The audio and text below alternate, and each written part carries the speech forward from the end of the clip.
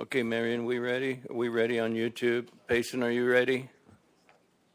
Yes, sir. Payson's ready. Okay, good morning, everyone. I'd like to call to order the special meeting on Tuesday, July 27th, about 10:08 or something like that. We'll start off with the Pledge of Allegiance. Neil, would you care to give the Pledge of lead us in the Pledge of Allegiance today, and then I'll do the invocation. Pledge allegiance to the flag of the United States of America, and to the republic for which it stands, one nation, under God, indivisible, with liberty and justice for all.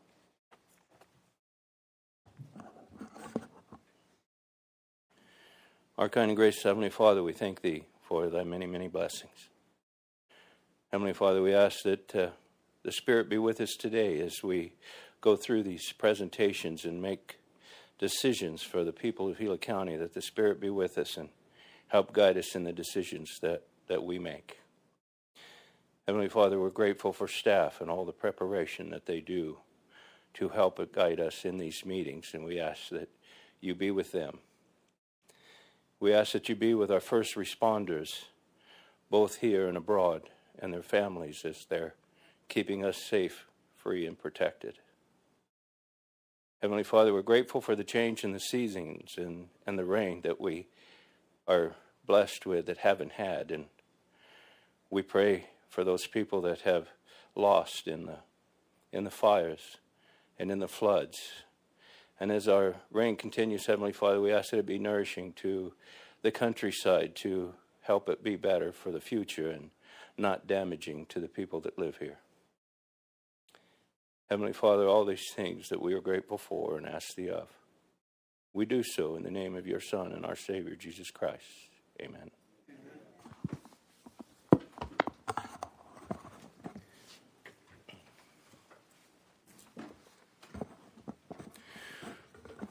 Okay, getting started. We will do a presentation of Senator Mark Kelly's staff introductions. Michelle Ralston and Taylor Rogers.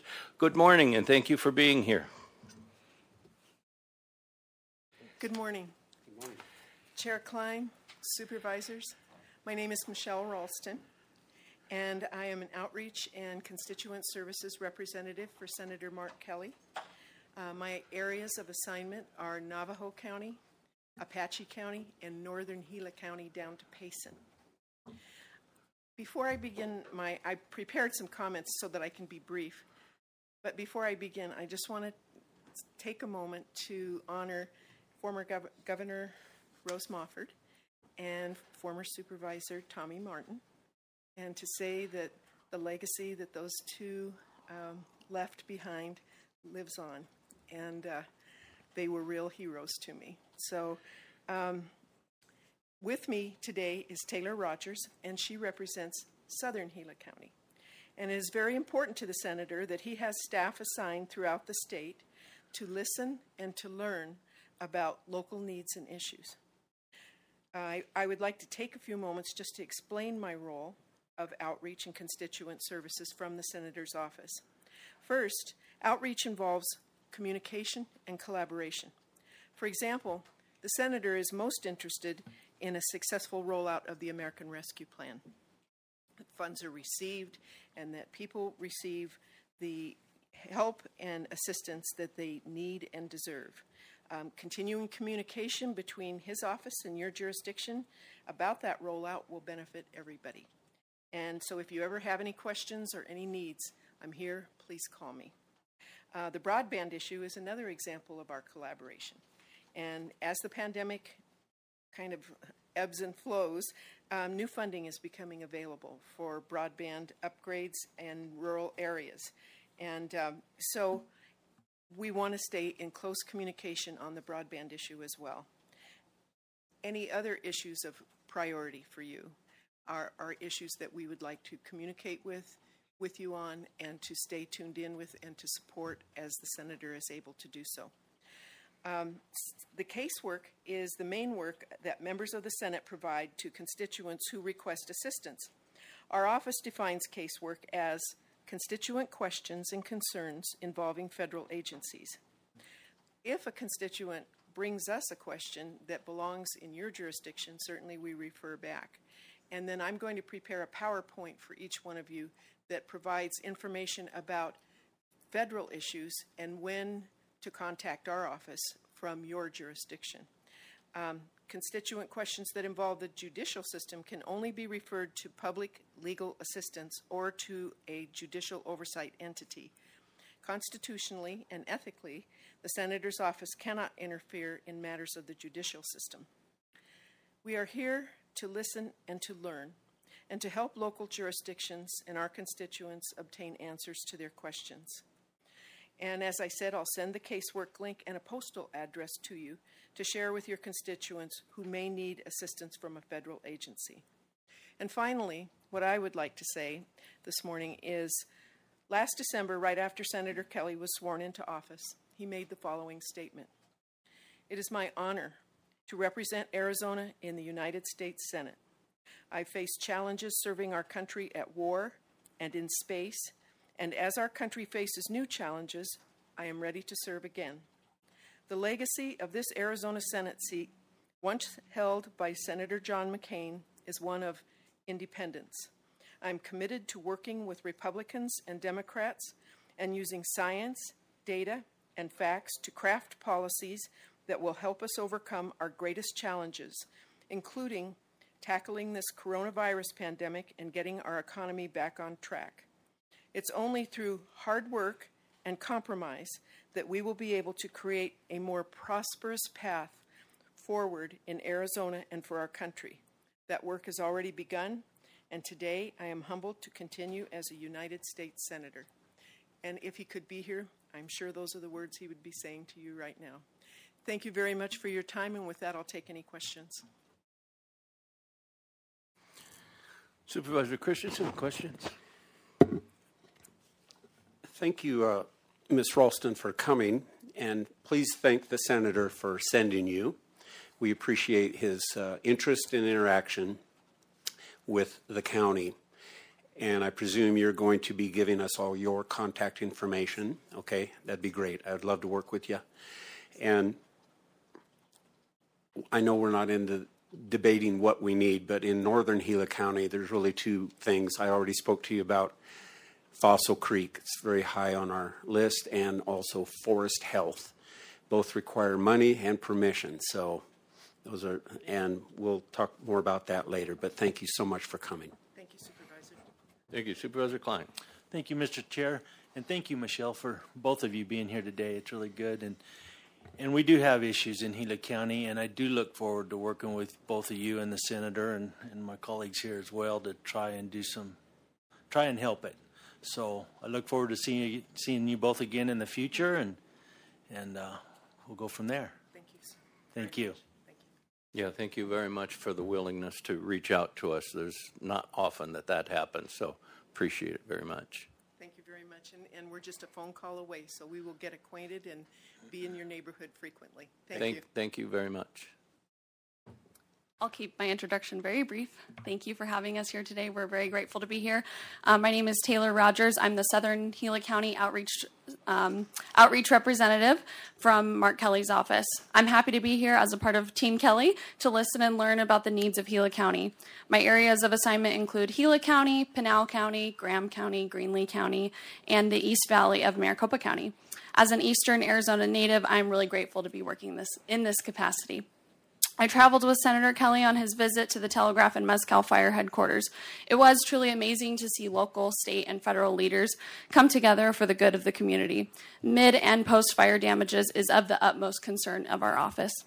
Earlier this month, Senator Kelly voted to pass legislation in the Senate Committee on Energy and Natural Resources that includes substantial funding and policy initiatives he championed to address the wildfire crisis in Arizona and especially in Gila County.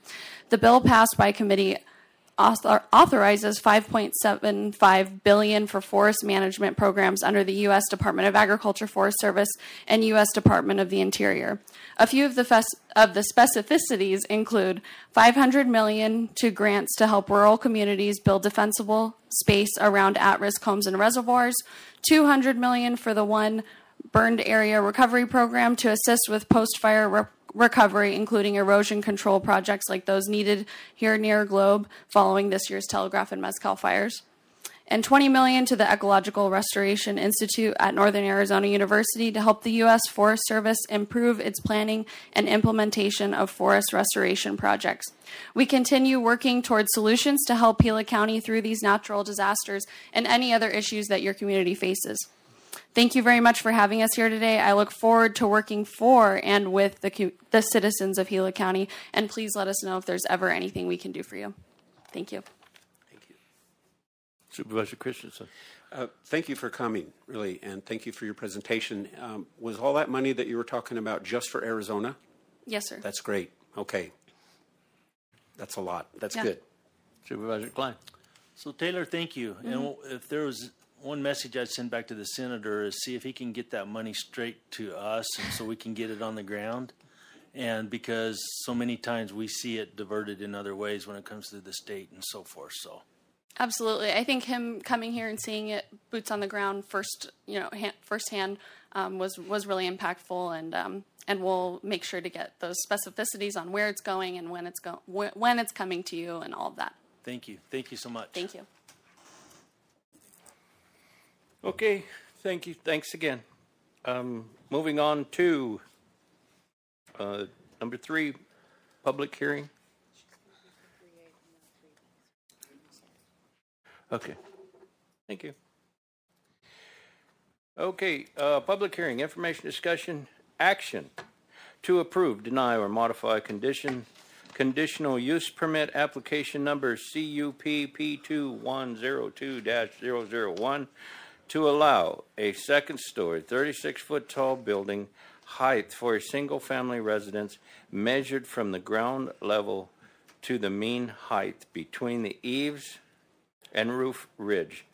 The property is vacant land described as Lot 21 in the Walnut Glen subdivision in Strawberry, Arizona, APN 301-60-015B. The property is zoned residential 1 district density, District 35, R1-D35. Good morning, Randy. Big mouthful there, sir. I got a bigger one next time for you, so we'll get through it. Good morning, Chairman, Supervisors. I have just been handed 2 comments that I need to read into the record. One of these was sent by Don. Okay, this is public comment? Yes. Okay. Yes. This is what Marion handed out to you. Yeah, no, that's fine.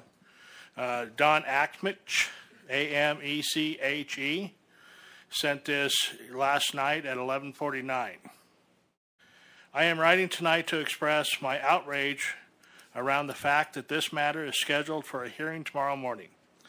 Other than an email from Michelle Dalkey stating that I would get a notice in advance of this meeting, which never came. I was completely unaware of this meeting.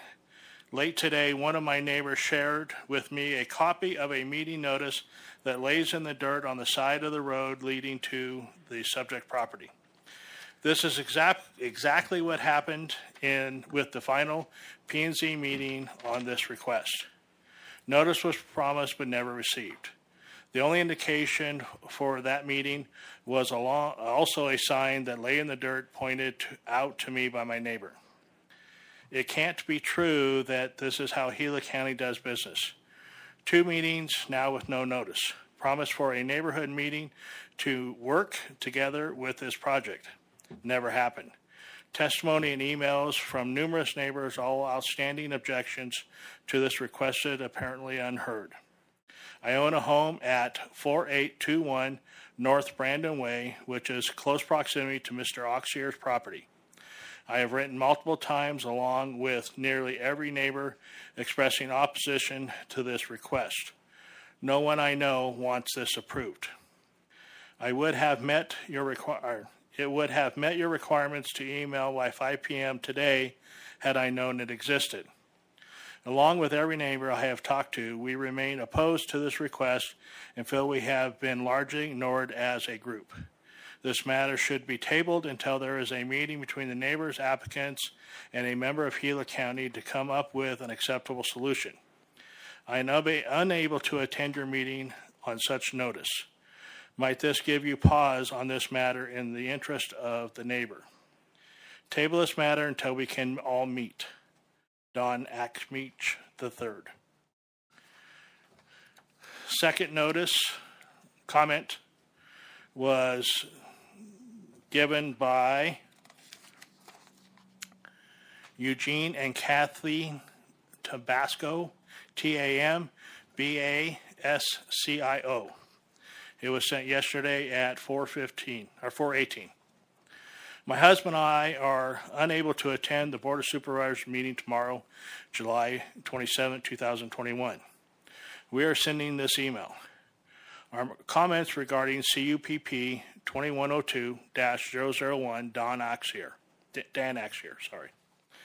Good afternoon. My name is Kathleen Tabasco. My husband Gene and I own a lot 11 in Walnut Glen. The street address is 4785 North Diane Circle in Strawberry. As many neighbors in Walnut Glen, we purchased this property years ago to enjoy the quiet countryside in a beautiful Strawberry. We would like to voice our concerns about the plans for the design to build on. Lot 21.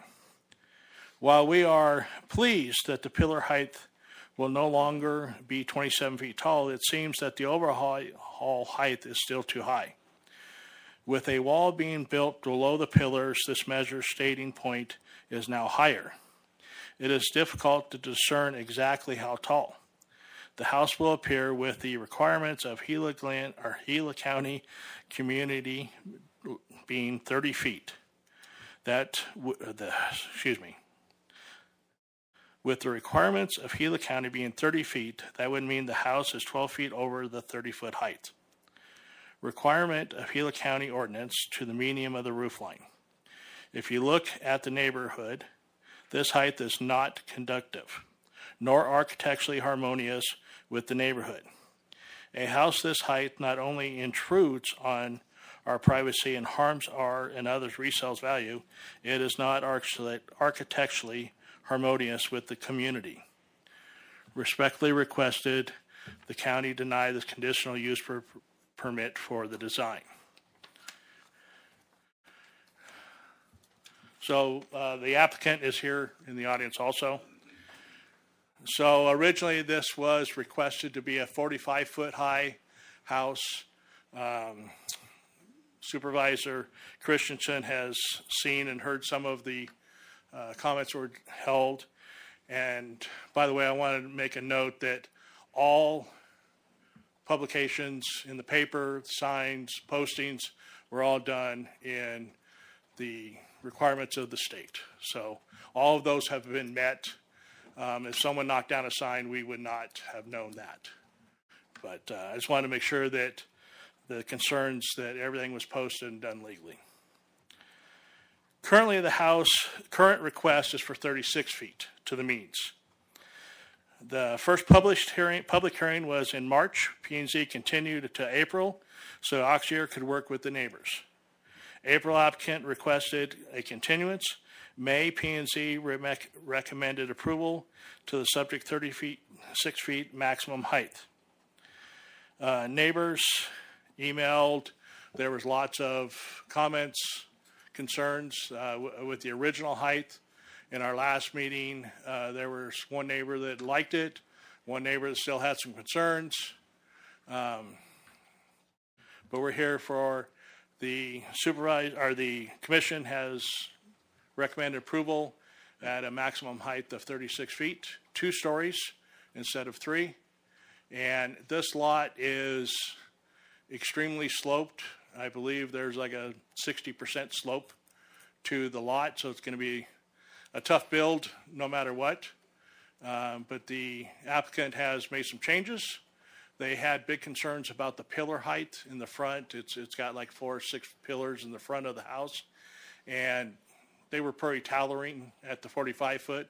He's reduced that. He has to put in a retaining wall now to hold that lot to make it lower. So that's the wall that was talked about. So if you have any more questions, be more than happy to answer it. And like I said, the applicant is here also. Okay, hold on a second. I think we have a comment in Payson. Yes, sir, we do. We Okay, have, hold on. Yeah, Claudia. okay, yeah, I was just checking. We'll do that when we open it for public comment. I was just checking. Yes, sir. Thank you. Okay, okay.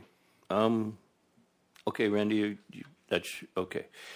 Supervisor Christensen, do you have questions, comments? Yeah, Mr. Chairman. Thank you, Randy. I am familiar with the project. I sat in on meetings. We have a very steep lot, and the landowner, Mr. Auxier, and his family have compromised by reducing the height of the building a considerable amount, removing one story and then also building up in the front of the lot so that the pillars won't be so tall appearing. The comment made on one of the public comments here of Eugene and Kathleen Tambaschio says that it's 12 feet over the 30 feet. Is that accurate? So what the Board of P&Z Commission approved is 36 feet. The current drawings that Mr. Auxier has submitted, which is elevation only, shows 32 feet. So the request for 36 is what was approved. So that's what we're bringing here. I mean, when he gets out there and starts construction with that steep of a lot, there's really no saying what he's going to run into. But the P&Z Commission approved 36 feet.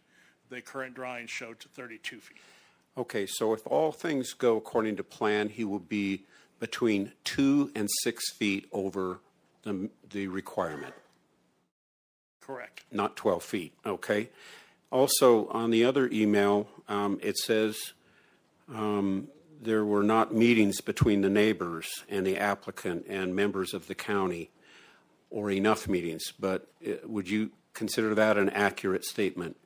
No, there was several comments. Now, when the first meeting was ended, there was suggestions that everyone would get together. Mr. Auxier got together with some of his neighbors. I don't know that he got with all of them, but there has been quite a bit of communications going back and forth on all this with the P&Z Commission, with Mr. Auxier, and the neighbors coming in and talking in the public hearings. Okay. So my impression of this is if we don't allow this compromise, that he will not be able to use his property to build a house on the way he would like to. Okay. Thank you, Randy. Supervisor Klein. Thank you, Mr. Chair. Randy, are these the only two letters of opposition on this, basically? Well, we had a bunch on the 45-foot. Yeah. And then when they've compromised, we have not received any others than these are the only two that we received since the compromise of the 36-foot. So when you compromised down to 36 feet or 32 feet, whatever it's going to come out to be there, that satisfied those other people? No comments were made. Okay. And then we're sure all the postings, everything like that has been out there, all for this guy to make this statement of how he hadn't seen it and on and on and on. We're good with that. Yes, sir. We have pictures when they were posted and how they were posted, and a map showing where they were posted. We ran an ad in the newspaper as required. So we've met all the requirements as set forth. Okay. Thank you, Randy. Yes, sir. Yeah, Randy, I have no comment. And so I'll open it for public hearing. And so we do have public up in Payson. Yes, sir. I have paperwork filled out from Claudia Thompson. Okay, she's not, okay. She's here. Okay, good. Good morning. Good morning. Thank you for letting me talk. There was a first meeting for the planning and zoning, and we walked out the door, talked to Mr. Auxier, myself, and another person. Did talk for a short period of time. There was never another meeting with any of the neighbors pertaining to any changes that he had made We have never had another face-to-face with Mr. Oxier. And it's posted across the street from my house. This is directly across from my property. And it doesn't seem to be any change on the paperwork that I read.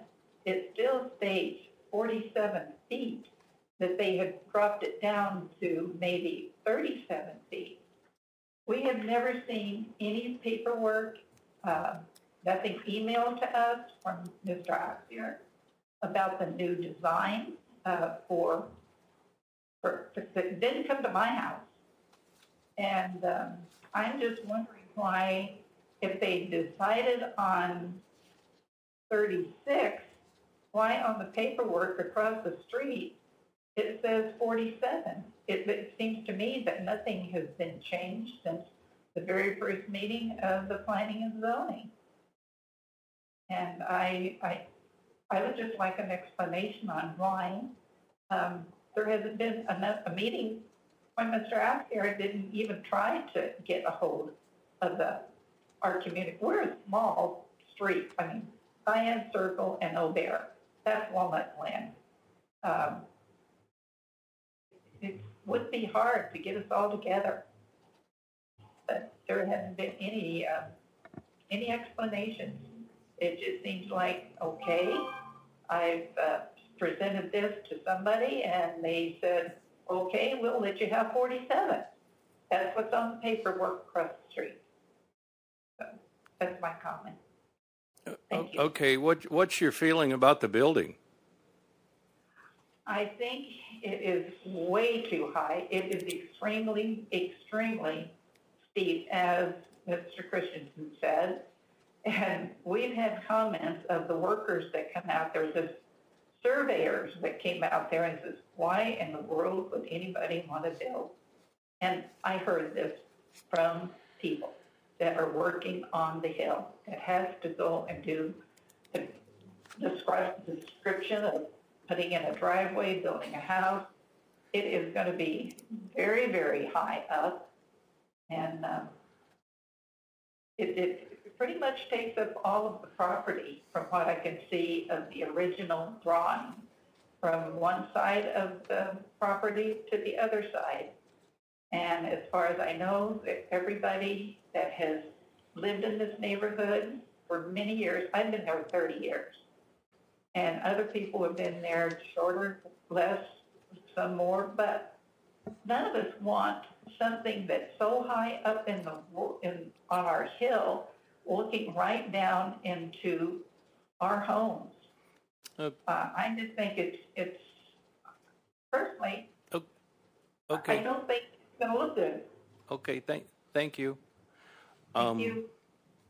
Yeah, I appreciate your comment. Is there anyone here in Globe that would care to speak?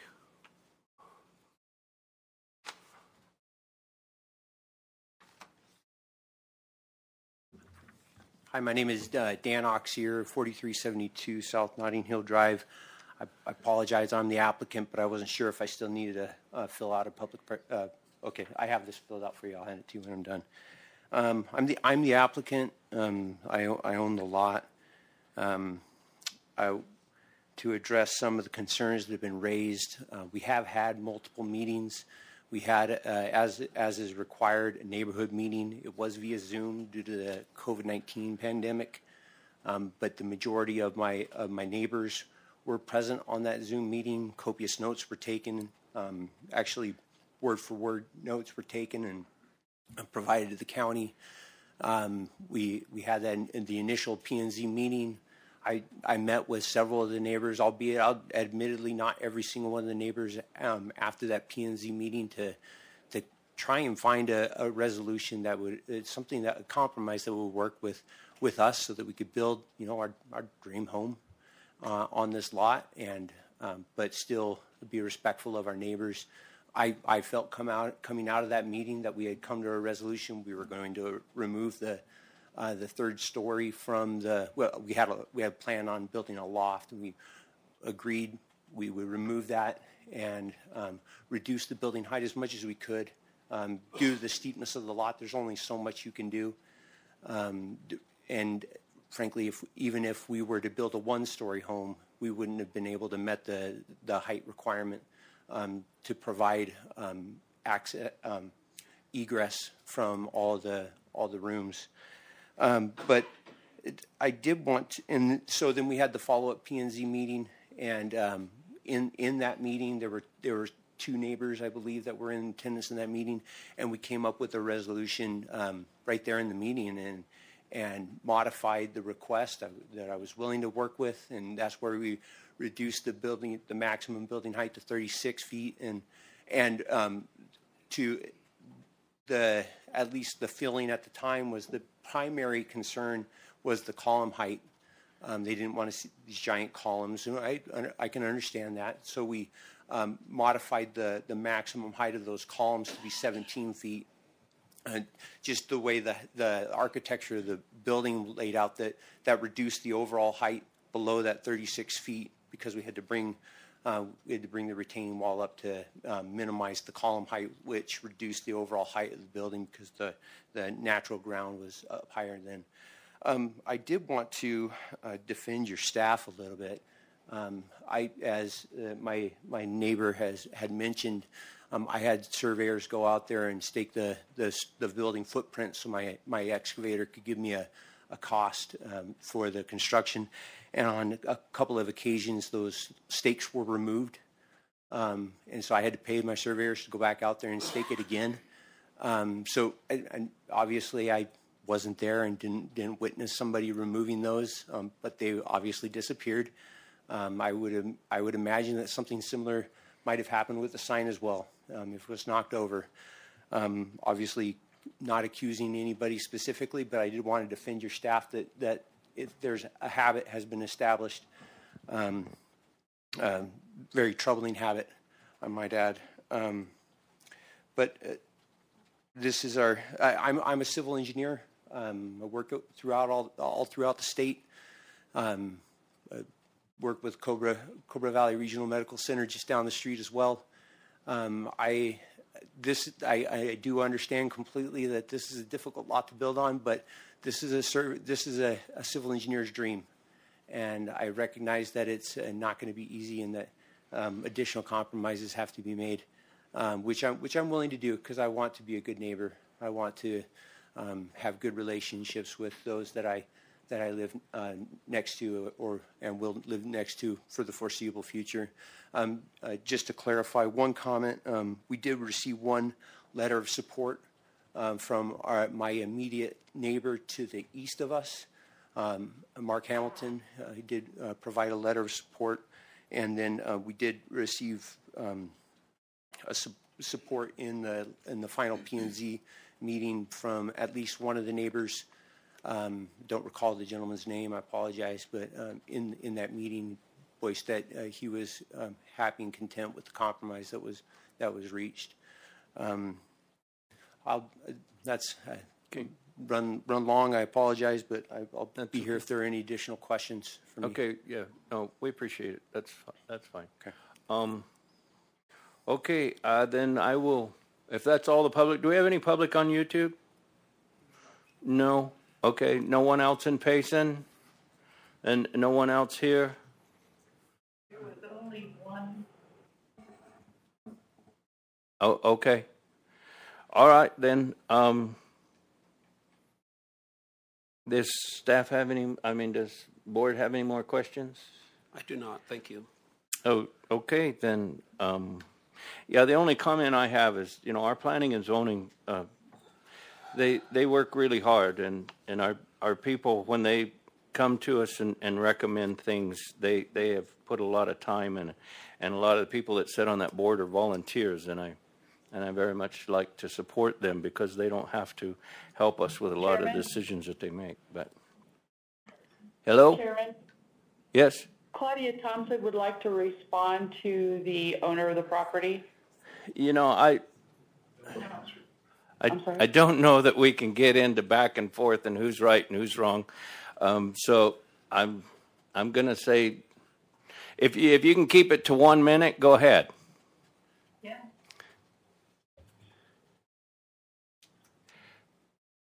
there is quite a few neighbors, and you've only talked about one neighbor giving you the okay.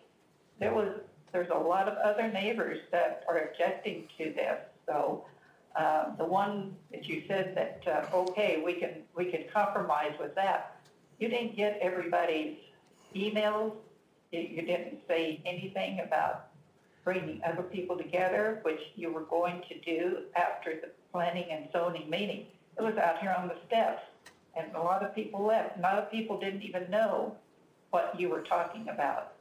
So there is still a lot of opposition. There is one neighbor that's in favor, and the rest of the neighbors are not. And thank you. Okay, yeah, thank you. And it's hard to speak for other people because we don't have their information. So, okay, if I will now close the public hearing and I'll call for a motion. Mr. Chairman, I would like to move to approve the conditional use permit application number CUPP 2102-001. Mr. Chair, I'll second that. Having a motion and a second, all in favor do so by saying aye. Aye. Aye. Aye. Item was approved. Randy, I think you're up for the next one. And this is a longer one than the first one. So, Yes, sir. okay.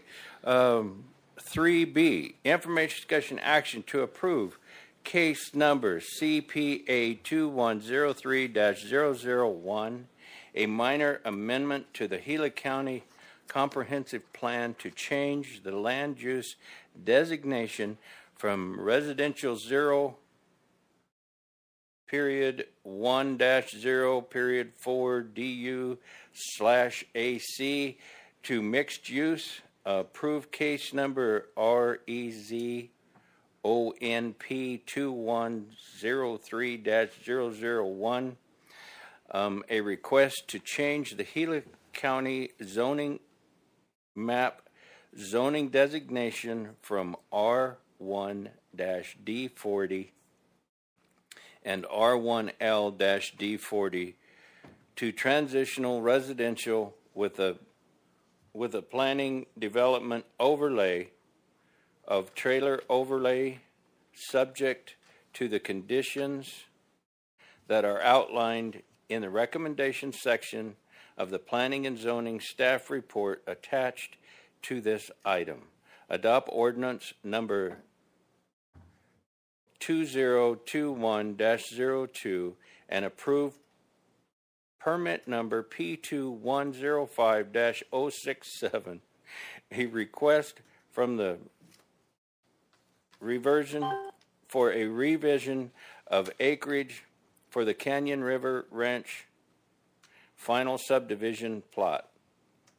Recorded on December 23rd, 2008 in the official records of Gila County, recording number 2008-015996.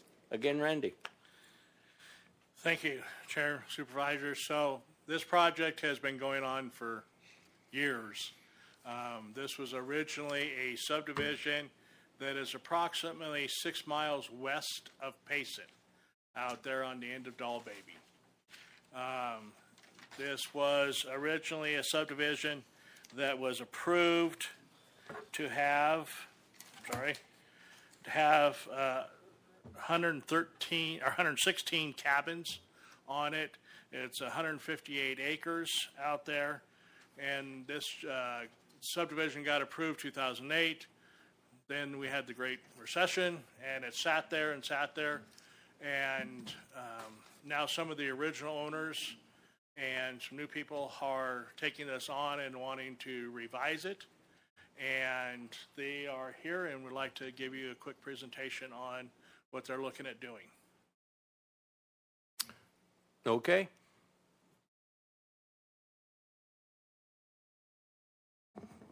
Good morning, and if you could introduce yourself so that we have it on record. Great, thank you. My name is Adam Pruitt. I'm with Michael Baker International. Our offices are in Phoenix at 2929 North Central. We're on the 8th floor. That's Phoenix, Arizona 85012. I'm here to talk about Canyon River Ranch. Again, my name is Adam Pruitt. I'm with Michael Baker International. I'm representing Canyon River Partners.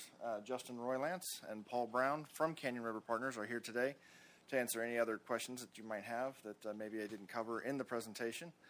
The property, as Randy mentioned, is 158 acres in size, and it's located just over 6 miles west of the town of Payson on Doll-Baby Ranch Road. Doll-Baby Ranch Road ends just west of the property, but it does bisect this property. The minor comprehensive plan amendment is to go from residential 0.1 to 0.4 dwelling units per acre to mixed use. And the rezoning request is traditional residential with planned area development, or PAD, and trailer district overlays. This slide here shows the proximity of the property to the town of Payson. You can see Doll-Baby Ranch Road leading out to it. The current general plan designation, again, residential 0.1 to 0.4 units per acre to mixed use. That's the proposed designation. Next slide. As for the rezoning, it is quite a mouthful, but the transitional residential with planned area development and trailer district overlays was recommended to us after working with staff because we wanted to promote a cohesive development. Allows a mix of uses, but it is still a predominantly residential development. And the commercial uses that are allowed are light commercial. You're not going to have heavy commercial, big box type uses in this area. It also allows for a variety of housing options. In this case, it's going to be mobile homes and RVs. Next slide. The development concept, we're looking at 721 home sites. These will include 40% of which will be set aside for RV spaces. We'll have 93 acres of passive and active open space and up to 3 acres of light commercial uses. There's an option for a 20,000 square foot self-storage facility as well. Again, home sites will be single and double mobile homes and RV spaces. And the retail will be your typical indoor light commercial retail. There may be some fuel and propane sales, some personal services, maybe some restaurants, and again, the self-storage option. Next slide. Unique to this property is really we draw some attention here to parcels A and B. These are privately held properties. This whole project is privately held, but these two owners are not part of the Canyon River ownership. They've had homes here for many, many years. We've worked with them through the process, and early on they expressed some concern about encroachment or maybe views, access to the north being blocked. And so Canyon River Partners have agreed to deed 4 acres, that's the area there in the blue dashed line to the north, to these homeowners at no cost. So they'll be able to do as they wish on that property. What we have also included in that deeding is the deeded properties will be part of this zoning case. So there's an entitlement component to that property that if and when they choose to, they can develop the property in accordance with Canyon River Ranch.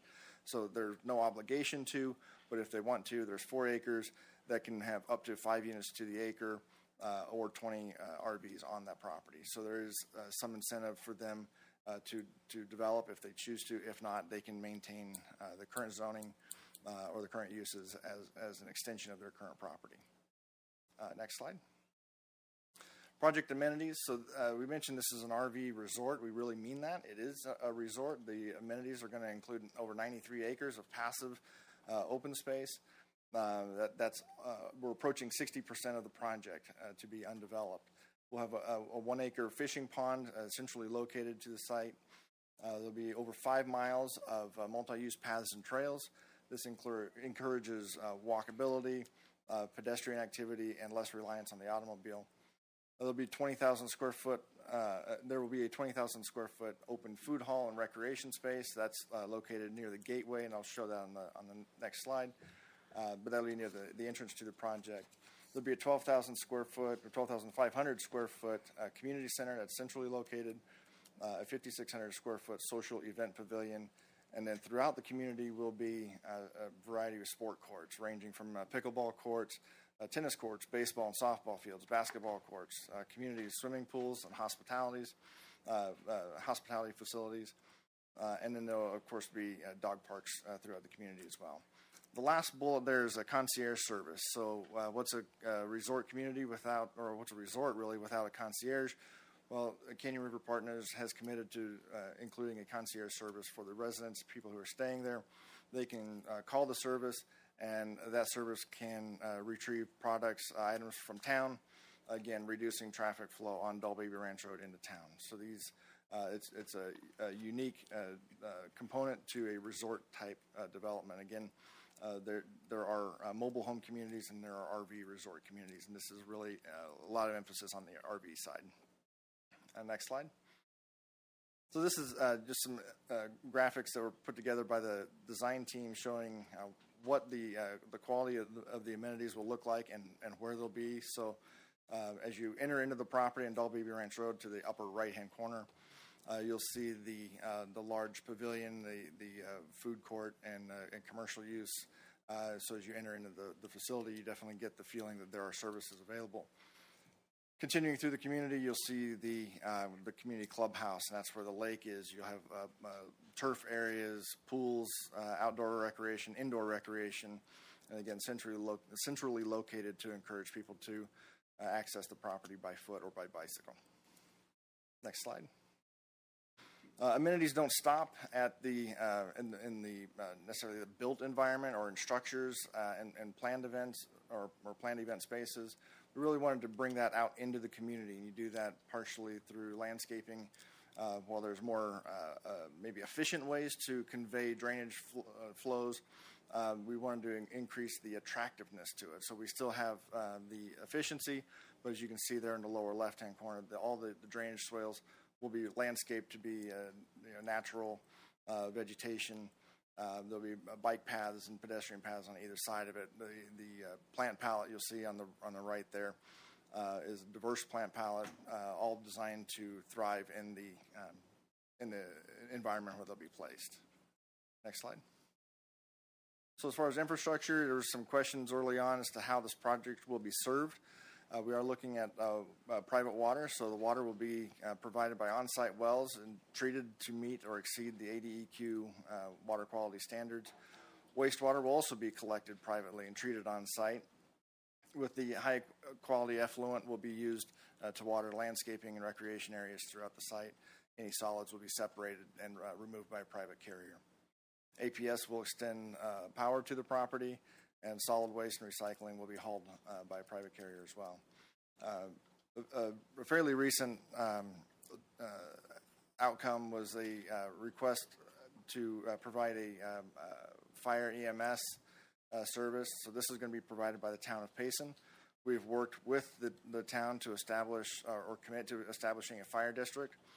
Fire district will, of course, provide services. Will fund the provision of services to this site. But in addition, the Canyon River Partners has committed to provide a fire truck to remain on site for town of Payson fire and EMS services to use as needed. That truck will remain on site. There's also been a commitment for up to 2 acres to be set aside for a future substation if and when it's warranted. So again, the emergency services are critical to the success of this project. It's recognized and it's being documented. Dull Baby Ranch Road will remain a public county road. There is a short stretch of it that is in the town of Payson that's also going to be improved and will also be a public road as well. The interior roads, however, within the site itself, those will be private roads and will be privately maintained. Next slide.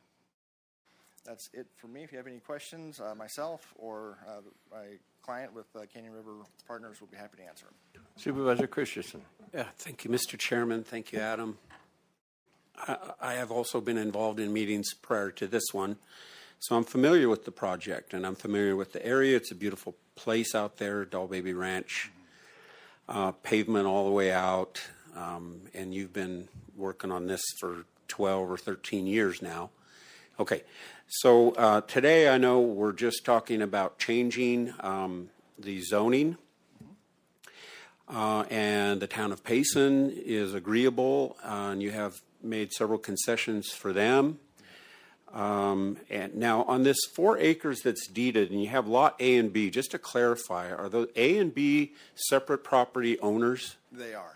So the 4 acres behind, is that one piece or is that 2 pieces? So it'll be divided 50-50. 50-50. We imagine, yeah. But we're setting aside the 4 acres, and that dedication will occur at the plat stage. Okay, great. Now, is there also an age element with regard to the use of this facility you want to build? There is, 55 plus. So I can extrapolate that we're not going to have necessarily young families out there that are traveling this road back and forth every day to go to work. That is correct. Okay, because I know that was a concern that there'd be a lot more traffic, and so, okay. So that's all I have. Thank you. Thank you. Supervisor Klein. Thank you for your presentation. It's a lot of spaces on 150 acres. Yeah. So are you guys kind of anticipating this to be used primarily in the summertime months and see it reduced down through the winter? Or you thinking year-round, this is going to operate year-round at what capacity? At this point, there's no real assumption as to what will occur for sure, but that sort of phasing and the trends will evolve over time. As far as the programming goes, I can have Justin or Paul, if you want to address the seasonal aspect of the development. Paul? This is Paul Brown with Canyon River Partners.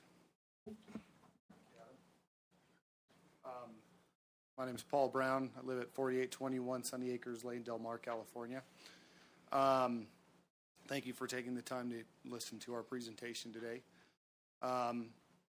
Interesting driving to Globe this morning. When I was a kid, 8 and 9, my mother worked as a bookkeeper up here one day a week for Western Savings and Loan when they had owned a lot of property here. My father was a janitor at night, and I'd come up here and I'd sit in the parking lot with my dad all day. And this is the first time I've been back to Globe in a while, but I probably had 500 burritos from Burger House throughout my life. So it was very memorable coming back here. As far as the use of this property, we primarily see it probably being occupied about 35% of the time in the winter. Payson does have a mild climate. We will anticipate a majority of our tenants coming from more harsh climates in the Northeast, maybe even from Canada. But Payson also does have a somewhat cooler climate compared to Phoenix, and we do believe there will be a big draw from people who live in the valley who will want to retire up here and live here full time. So we anticipate about 60 to 70% of the community being occupied 12 months of the year, and the other 30% being occupied about 6 to 7 months of the year. Thank you. And so I don't know which one you want to answer my next question, but let's talk about water. Yes. You're going to pump it out of the wells that are there, and I know those wells are good. Have you guys have obviously tested them? So we're using Arrow Drilling. Chris Miller, he's the godfather of drilling in Payson and Pine, and we've run a pressure test on the 5 wells we've spent. We've spent quite a bit of money running the wells up there. We ran a pressure test for 10 days. We were able to pull 80 gallons a minute consistent for 10 straight days. In addition to those 5 wells, we are drilling 2 more wells currently, and we believe we'll have sufficient water. On site, we have 60,000 gallons of storage tanks already. We anticipate doubling, even tripling the amount of water supply that we have up there, just so that we do make sure if we have seasonal water adjustments on the water table, we will have sufficient water supply for the residents. So I'm reading in some comments and stuff. So SRP has a kind of a concern on this and the amount of water that it'll take out of those wells and what it'll do to their water tables that go down the East Verde to the valley. Yeah. So you guys are going to do a more in-depth survey or study on those wells to prove your water table better, or are you kind of sitting where you're at now? I think we're comfortable where we're at. I definitely understand SRP's concern, right? I mean, SRP owns all the water in the valley, right? And there's a long history of that. But even before SRP was around, this property was flood irrigated from the East Verde River, and they were growing corn there 100 years ago. So these folks have had water being used from the East Verde River to farm with, which is a much more intensive use than what we're using for quite a long time. So we're happy to discuss SRP's concerns with them. I have not proactively reached out to SRP. If the commission would like us to do that, we're happy to discuss that with SRP and give them the results of our well test. So one more question then. If you get into this and your wells fail and you can't sustain that kind of water, what's your backup plan? So the backup plan, if we can't provide water, is, you know, we would either have to pump it in or try to negotiate with the town of Payson to run a water line out there and pay the impact fees of $3,500 per unit to bring a water line out there. Those discussions did happen early on. After reviewing the results of our wells, given the amount of water they're producing, even though we're in a 20, some people say 100-year drought, and having sufficient water, we're comfortable with those uses, and we did not pursue the annexation into Payson and the impacts associated with that and running a water and sewage line out there. So for the time being, we anticipate having water storage on site and using the water that's currently on site. Okay, thank you. Thank you.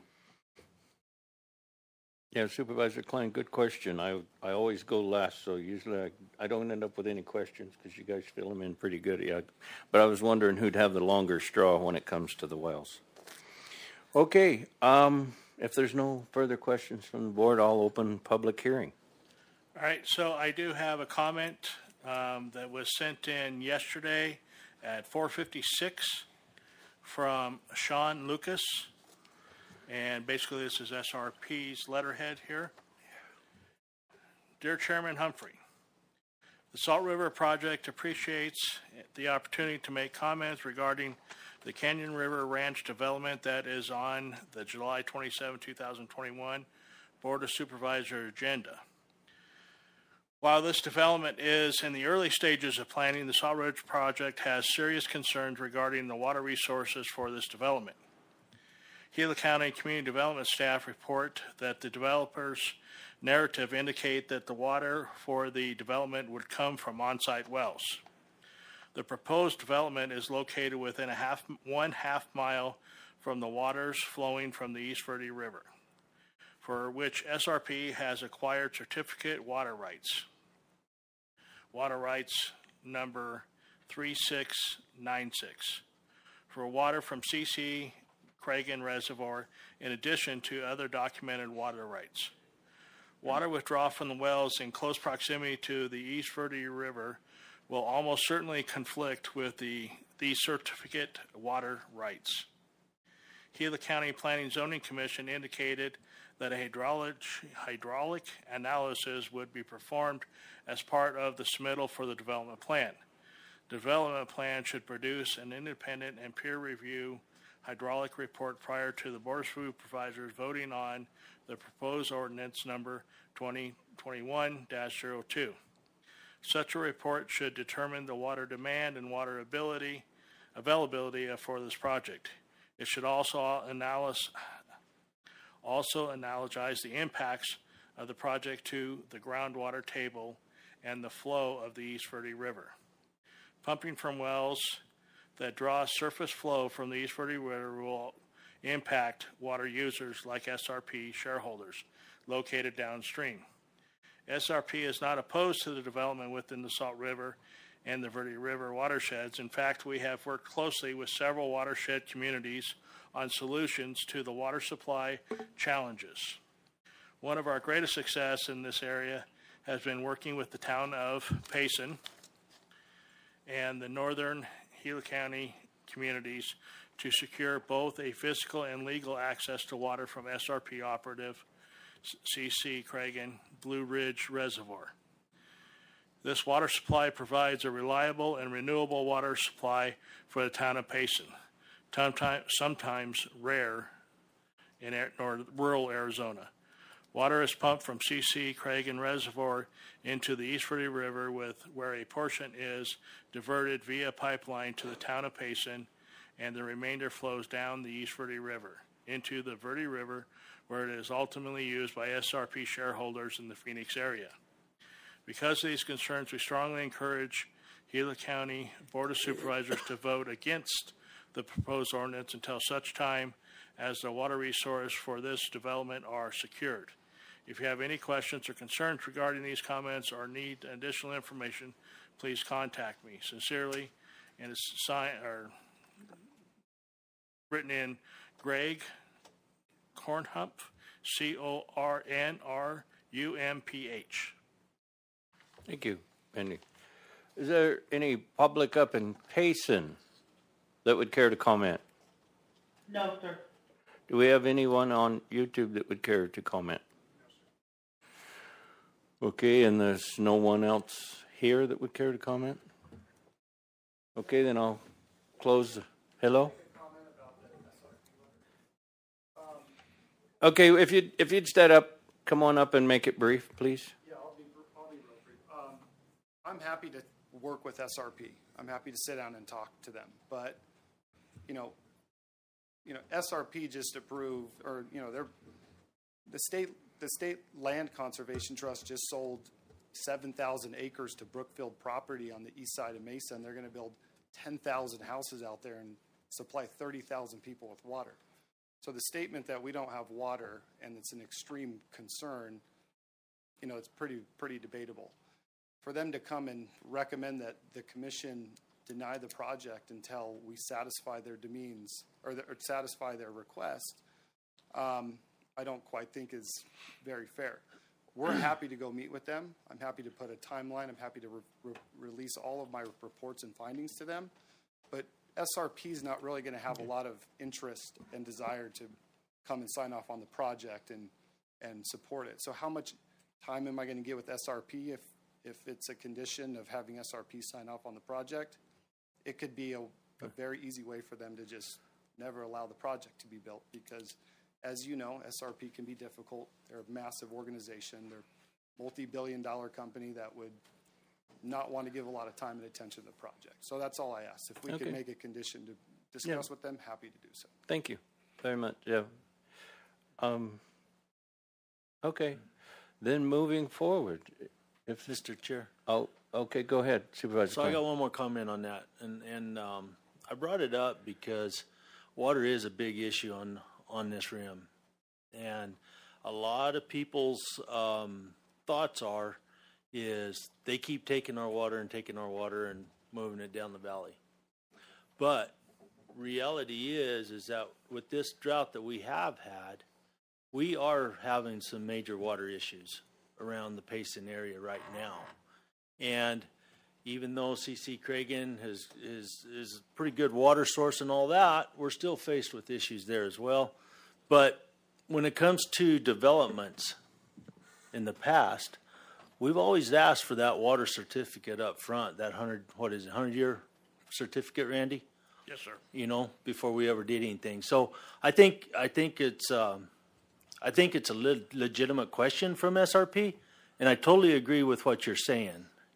On the other hand as well, SRP can be tough to deal with. They are a big organization, and in a lot of ways, they do rule a lot of our lives when it comes to water.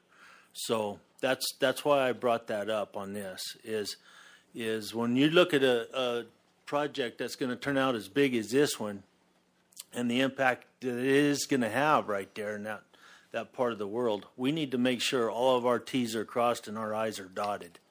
Because as a county, I don't see where we would be able to bail you out later. You know what I'm saying? And so that's why we're here to ask those kind of questions. So, but thank you for that. I do appreciate that.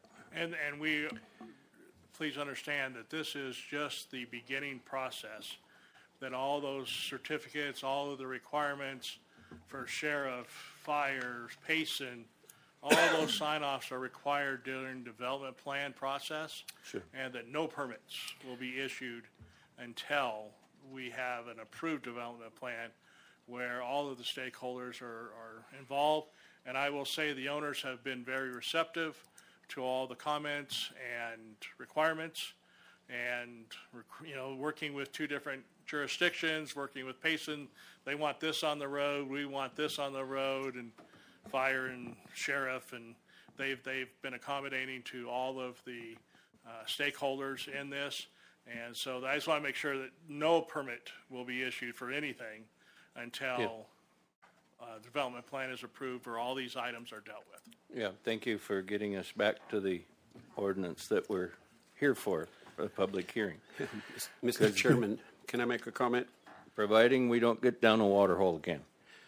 Okay. Is there an SRP representative here today? No?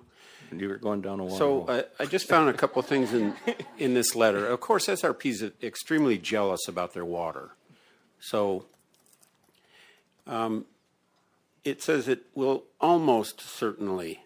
So they're not certain that it'll be a conflict. And I think that as we go through this process, all we're doing is voting on a zoning change. And then it's the responsibility of the applicant, the developer, to work out all these details with SRP or anybody else. It's not our responsibility to do that. Correct. And please understand, there's three things that are involved with this. There is the master plan minor amendment. There is the rezoning, and then the reversion back from the approved plat. So there's not just, I mean, it's one motion, but there's still three things inside that motion. So I just want to make sure I clarified that. Thank you, Randy. Okay, thank you, Randy. Okay, then I'm going forward. I'll call for a motion. Oh, well, I got to close the public hearing because there's no more public that cares to make comments. And so I'll call for a motion. Mr. Chair, I'll make the motion to approve case number CPA 2103-001 and approve case number REZ 0NP2103-001, a request to change the Gila County zoning map, zoning designation from R1-D40 and R1L-D40 to transitional residential with a planned development overlay and trailer overlay subject to the conditions that are outlined in the recommendation section of the Planning and Zoning Staff Report attached to this item, and adopt ordinance number 2021-02 and approve permit number P2105-067. I will second that. Having a motion and a second, all in favor do so by saying aye. Aye. Aye. Aye. Item was approved. Moving on, now we're to 4 regular agenda items. A, information discussion, no action to review guiding principles for the redistricting of supervisory districts and the selection process of Gila County Citizens Advisory Committee. Mary Springer. Good morning, Good Mr. morning. Chairman, member supervisors. I am happy to come before you today to talk about redistricting. And we've got there you go. Dave's my friend with the PowerPoint. So as you know, a couple months ago, I believe, you approved contracts for Mr. Bruce Edelston, who is in the audience with us, and Mr. Mac Visor. We're working together. Bruce will be providing legal advice. Mac Visor will be providing the continuity for the public participation piece. So they're both in the audience here. They know far more than I do about redistricting, so if you have any questions, they'll be the guys to answer those. So next slide. So per statute, there is a deadline set for the redistricting process, but there was a delay in the census data coming to us. We are not anticipating getting it until sometime in September. So due to the delay, the federal government decided to extend the deadline till July 1st, 2022. So that's why we're a little bit late in this process, but from now we have a year to get this done. Next slide. So we wanted to talk a little bit about redistricting principles, and these will be coming back before you next week at the regular board meeting. The following 2 principles need to be observed. They must be observed. Districts shall be substantially equal in population to ensure 1 person, 1 vote. Ensure the total maximum population deviation between districts is less than 10%. And there is more detail below that, but you all can read, so I'm going to go on to the next principle. New districts shall not harm minority voting rights. And that has to do with artificially separating different minority voting rights. And I know Mac and Bruce can explain that a little more in detail. But you see that cracking, stacking, and packing, that means that you can't artificially populate these voting blocks. Next slide. The following redistricting principles should be considered to the extent practical. Be contiguous and compact. Preserve, next slide. Yep. Preserve existing voting precincts and the cores of the priority supervisory and community college districts. Respect political subdivisions and be drawn to protect incumbent elected officials. The following redistricting principles may be considered to the extent practicable. Preserve communities of interest and use visible, identifiable geographic features. And that's pretty much the guiding principles. Like I said, there's more detail to those, but those are the high-level guiding principles. So now we talk about the transparent public process. And we're looking to solicit citizens to serve on an advisory committee. And like I said, that'll be coming to you next week as a request to establish that committee. And they'll be utilizing the census data. They'll be conducting the public meetings. They'll be gathering the maps that the public present, boiling that down to make sure that they meet all those guidelines. And then somewhere towards the end of the process, present those back to you for your selection and approval. So the redistricting timeline, we're here today on the 27th kind of walking through those guiding principles and the public participation piece. We're going to come back next week and ask that you, after your review, hopefully you'll adopt those guiding principles and the formation requirements for the committee. We're looking for you to decide who should be on that committee in September and then get them ready and kind of kicked off about the same time we receive that census data. And then October to November timeframe, start the public information process where we explain to the public how you can draw the maps, what's your piece to make sure that this process remains transparent. December, the committee would take and look at all those maps, make sure that they comply, boil that down into a top three, if you will, for your review and approval.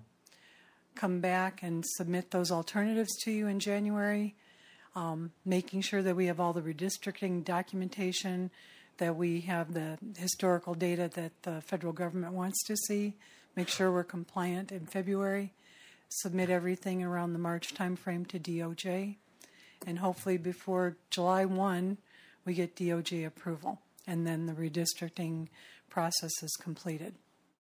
So I know that was brief and it was a lot of information thrown at you, but like I said, I have my backup singers with me. If you have any questions, those are the experts in the room.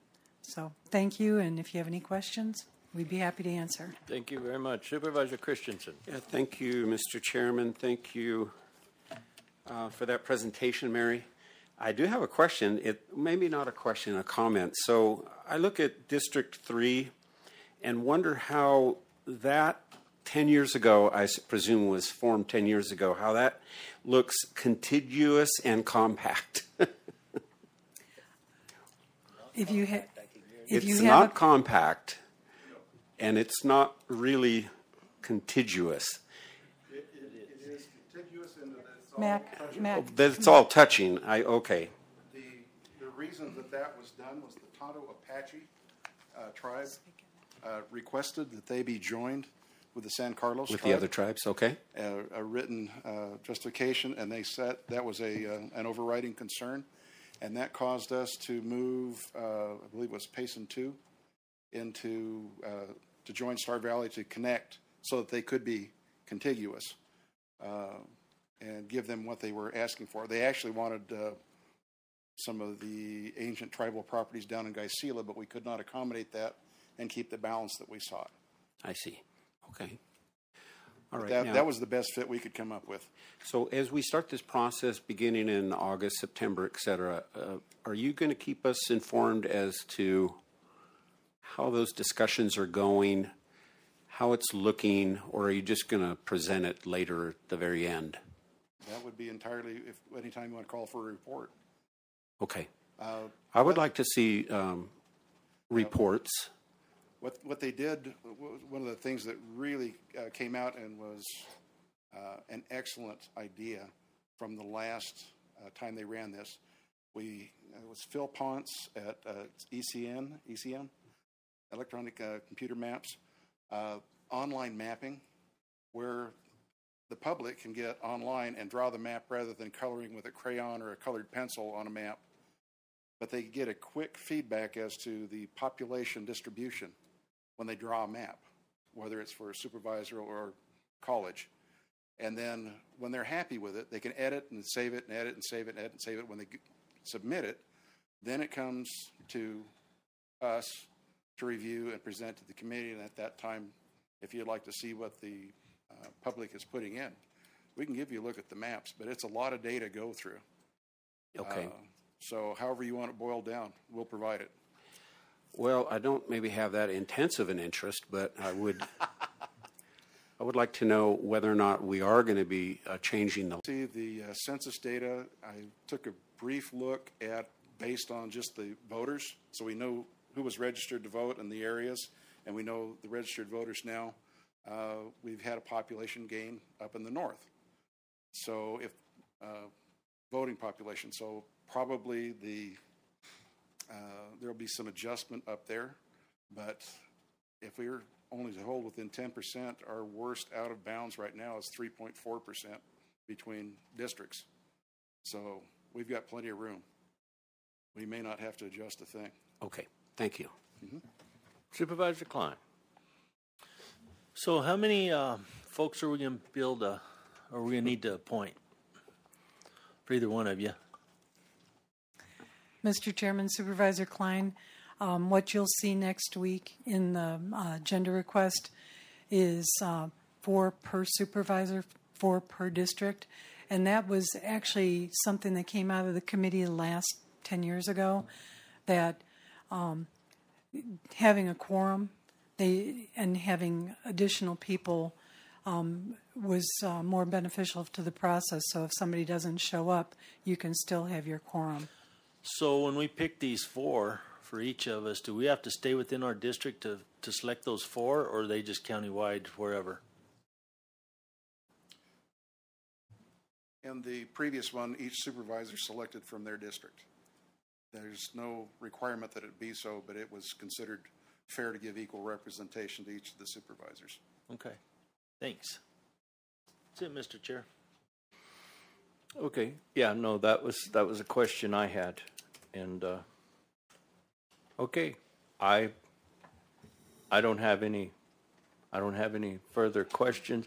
I mean I will have as this goes forward, but right now I could ask a million questions, but we'll know as we get more information so I can have more direct questions. So I appreciate you being here today. I appreciate the presentation, and I'm looking forward to going forward on this. All right, thank you. Thank you very much. Mr. Chairman? Yes. Mr. Adelson is here from back east. Wondered if he might have any comments that he would... You're more than welcome to make comments if you... Thank you. If I may, good morning, good afternoon. I'm still dealing with time change. I did want to just mention a couple of things with redistricting in general. As you know, the Census Bureau has delayed the release of census data. Right now, the Census Bureau is estimating that they will have what they call legacy format data August 16th. That basically means the data is in a format where someone who is not an expert in knowing how to download the data and put it into a usable format will have difficulty. So if there is somebody who can do that, great. August 16th, if they're on time, you should be able to have data after it's been processed so you can start running with it. If not, September 30th is the drop dead date for the what's called the public law census data, the data the Constitution and federal law require for redistricting. September 30th is the absolute deadline date. From everything that I've been told and I've seen, both dates are looking pretty good. Census Bureau has been consistent in saying they will meet those deadlines. So those are 2 dates to keep in mind. August 16th for the legacy data, September 30th for the complete data set. That was one of the points I wanted to make, and I look forward to working with you. Again, I was involved 10 years ago. I was also involved because I was with the Justice Department and approved your maps in 2001. So this is my 3rd go-round with Gila County, and I'm very much looking forward to them. Well, thank you very much for being with us and bring that experience to us having to go forward. My pleasure, Mr. Chairman. Appreciate it very much. Thank you very much. Okay, if there's no questions from the board, I'll move on. Okay, we're going to 4B. Information discussion on recent activities of the Cobra Valley Regional Aqua Center Committee regarding the proposed Cobra Valley Regional Aquatic Center. Evelyn Vargas and Sherry Dorothy, thank you very much for being here today and for continuing to work on this. And so looking forward to your presentation. Thank you, Chairman Humphrey. Good morning, Supervisor Christensen, Supervisor Klein, Gila County staff, and public. Thank you for the opportunity to speak this morning to give you an update. I'm Evelyn Vargas, Chair of the Cobra Valley Regional Aquatic Center Committee. And I just wanted to do a quick introduction of my team. I'm not sure how many are still here, but Dr. Sherry Dorothy, Superintendent of Miami Unified School District, Mr. Jerry Jenick, Superintendent of Globe Unified School District, Vice Chair, Ms. Letha Griffin, Gila Community College, Mr. Stanley Gibson, former mayor and businessman, Ms. Shantae Hunter, public relations specialist and a mother, Aubrielle Ellis, concerned mother of 5, Chelsea Webb, college student and mother of 4. Our ex officio members are from the city of Globe, Fernando Shipley, and Michael Sosh from the town of Miami. And I wanted to start off by bridging the gap from when we left off November 2019 when I presented to the council in November. And I wanted to start off, we can go to the next slide. I wanted to start off, the presentation that we gave, the old plan, consisted of $443,000 in negative net revenue. It was a 6-month plan, 7 days a week, May through October. 10 to 14 hours per day is what we had allotted for our lifeguards to be on duty. Non-flexing staff, which means they were on. If they were coming in on Tuesday at 9 a.m., they were going to work their entire shift, and a full-time manager. We reworked the old plan. We went line by line, revising each line item because we wanted to cut it down to a 3-month project, a 3-month season instead of a 6-month season.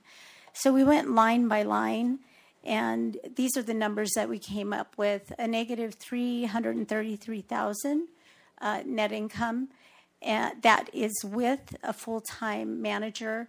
Net income without a full-time manager, $271,000. And when I say we went line by line, I'm talking about employees, our commodities, our contractuals, replacement fund, and those are the things that we went line by line with. And for example, postage, we obviously cut that in half.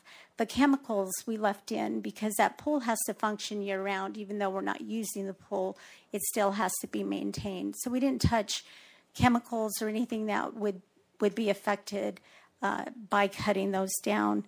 Then we got actuals from Florence, and they have a similar pool that we would like to see built, similar amenities, similar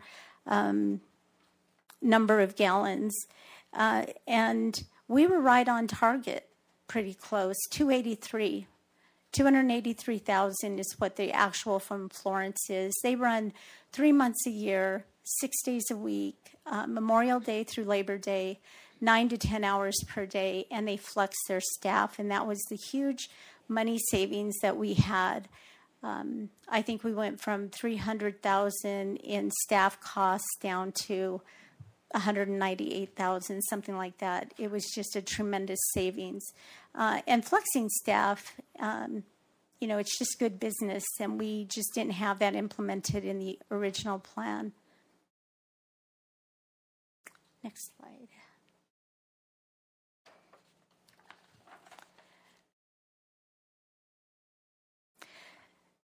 So we take a look at what our operations and maintenance would be with our numbers, our population, based on what Florence pays in operations and maintenance. And the difference is 218,000 in the red. There isn't an aquatic center or a swimming pool that runs in the black in the state of Arizona. I have yet to find a pool that runs in the black. It's always subsidized somehow. What I want to point out is that we have been receiving other contributions. Dairy Queen, I don't know, most of you had heard that Mr. Mickey Nye stepped forward and gave us $10,000 towards the capital costs of the pool. And he also promised $1,000 a year for the life of the pool after that. Bravo and Bloom just stepped up yesterday, $5,000 in cap. We'll get to capital in a second, but $1,000 in operations for the first 5 years. This morning I received another notification that we received another donation from Daisy Flores and Tim Trent with Wagon Vineyard and Daisy Flores Law. And they're putting forth another $1,000 to operations and maintenance. Because these people believe in this project. Originally, when this initiative started, when the Globe Community Pool, was closed down due to structural damage, the City of Globe, Gila County, and Resolution formed a task force to do a survey and a lot of different studies. Overwhelmingly, their surveys showed that the community wanted an aquatic center. And that was 8 years ago. We have done a couple of surveys in our time too. One survey, over 1,300 public members were surveyed, and there were only 4 negatives in 1,300 surveys. So overwhelmingly, the people of the community want this project.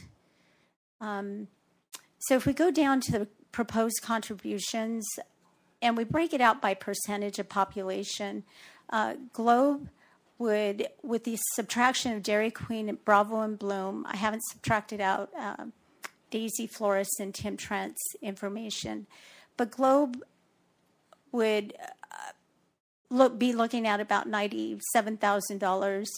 Miami would be looking at about $28,000. Gila County would be looking at about $92,000. Currently, the City of Globe has a proposal on the table to pay $120,000 for the rehab of their community center. But if they join forces with the aquatic center, they would save $23,000 a year. Town of Miami would save $37,000 a year. The town of Miami, I want to point out, has a benefactor that has donated or wants to donate $200,000 to rehab the Miami pool. And, he is not being swayed the other way so far. And so they are looking at possibly rehabbing their pool. But that's not solid yet. They want to still take a look at numbers. They want to still talk to the benefactor. I would like to talk to the benefactor to see if there's something we can do to bring this to fruition for the entire population. Gila County, it would be a new cost to them at $92,000, and I believe this is down from $190,000 that we had proposed in the original plan. And the notes on this side, Mickey Nye, $1,000, Debbie Yurkovich, John Wong, $1,000, and then we can add to that Daisy Flores and Tim Trent. Next slide.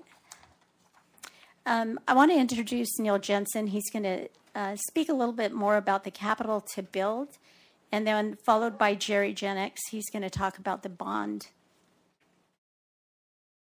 Thank you. Good morning, Neil. Morning, supervisors. Appreciate your time and willingness to listen today. I come to you as probably the largest local employer in southern Gila County now, meaning that our employees live locally.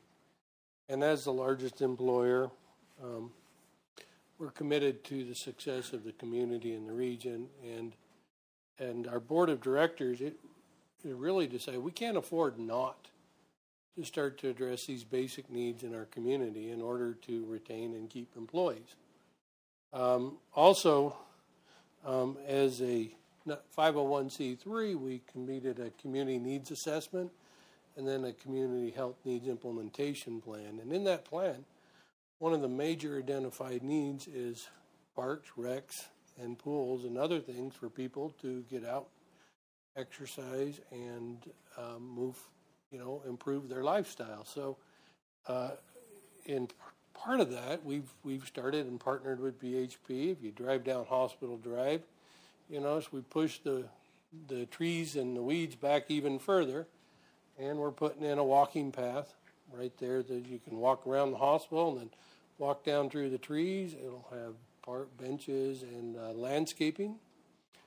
In addition, the board of directors has said we need to build an aquatic center.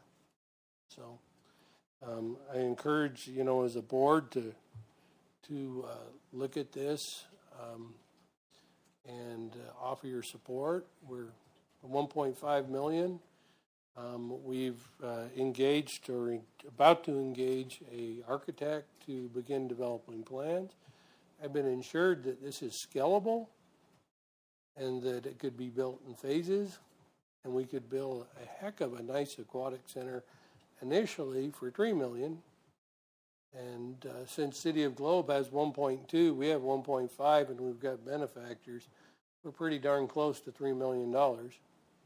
And with a little bit of a push over the edge, we could be building something this fall. It doesn't take 8 years. That's a misnomer. I build all the time. And something could be done on an expedited basis. So, again, this is, in our eyes, critical. Just as beautification of the community, and I've probably visited with multiple individuals in this room about the hospital's willingness to support basic with both staff and other resources to keep the community nice. So when we bring people in and we recruit them, they want to be part of our community. Because what we know is if we can get them here and they get integrated, they want to stay. But you've got to get through some basic hurdles. So again, and thank you for your time. Thank you. Thank you very much, Neil. We may have some questions for you when we get to the other side here.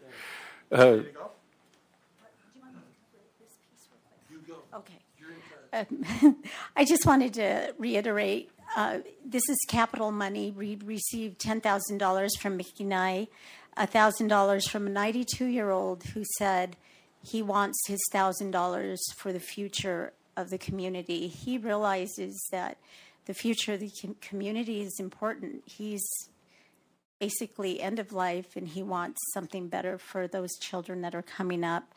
$2,000 from myself and my husband, $1,000 from Janice and Bill Cook, $5,000 from Debbie Yurkovich, John Wong of Bloom and Bravo, and of course the $5,000 that I haven't had time to put on this from Daisy Flores and Tim Trent.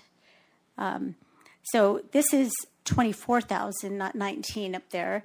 24,000 if we include Tim and Daisy, and matched for a total of 38,000.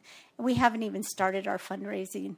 These are people that have just come to us and said, you know, once we got our bank account set up and everything, then we said, we're officially fundraising. And these people have stepped forward and said, I want to donate to this project. Some of the things we have planned: grants, foundation donations, naming rights, Walk of Fame, alumni projects, and some other projects that we have planned. We want this to be a community-wide investment. We want kids to be selling snow cones in front of Fry's. We want kids to be selling cotton candy in downtown Globe. We want everyone to have a part of filling the pool. And I think that's very important, that everyone has a vested interest. So next is Jerry Jennings. Good morning. Good morning, Tim. Good morning. Woody, good to see you. Steve, I haven't met you yet, but I look forward to meeting you from the northern end. Will be good to see you. James, good to see you, and Jeff, good to see you. I appreciate the opportunity to come before you. I'm here to talk about a really popular topic, a tax issue. People get excited about taxes, mostly in a negative way, right? But we in this committee, I've been on the committee since the start, and so I first also want to say, Evelyn, awesome job. She has carried the water and kept us moving forward for the last 5 years. I've been on for 8 years. When Terry Wheeler, the city manager at that point in time, said, you got to shut down the pool, it's not any good. There's been debate subsequently about the veracity of that information, but either way, it happened. Globe was without a city pool for that time. And then, lately Miami's pool's been in trouble. So our committee went down the path of trying to change the legislature and see if we could form a tax district, perhaps with the idea of having operating money to run a aquatic center. Tried 2 or 3 years, didn't get anywhere because taxes are so popular. So we didn't get anywhere at the legislature. That died after about 3 years worth of effort. Subsequently, we were trying to find direction, figure out where we could go. As we moved forward, in 2019, we heard about the city of Coolidge. City of Coolidge went to their voters and asked them, do you want to build a pool? Their voters, by a margin of about 1%, passed a bond issue to build a pool. And they built a $4.5 million pool in Coolidge. They're using it as we speak this summer. I'm only here to say, let's think about all the possibilities. Awesome what the hospital has done and said they'll step up and do. It has moved our timeline forward. We know that the city of Globe has made overtures what they're going to do, where their money is going to go. What I'm here to ask you to think about is, what would happen in Gila County? And we've begun to reach out to the folks up in Payson and say, what are you folks going to do there? How are you going to get your old pool revived? Are you going to build a new pool? We've talked to the MHA Foundation. Where are you at in this process?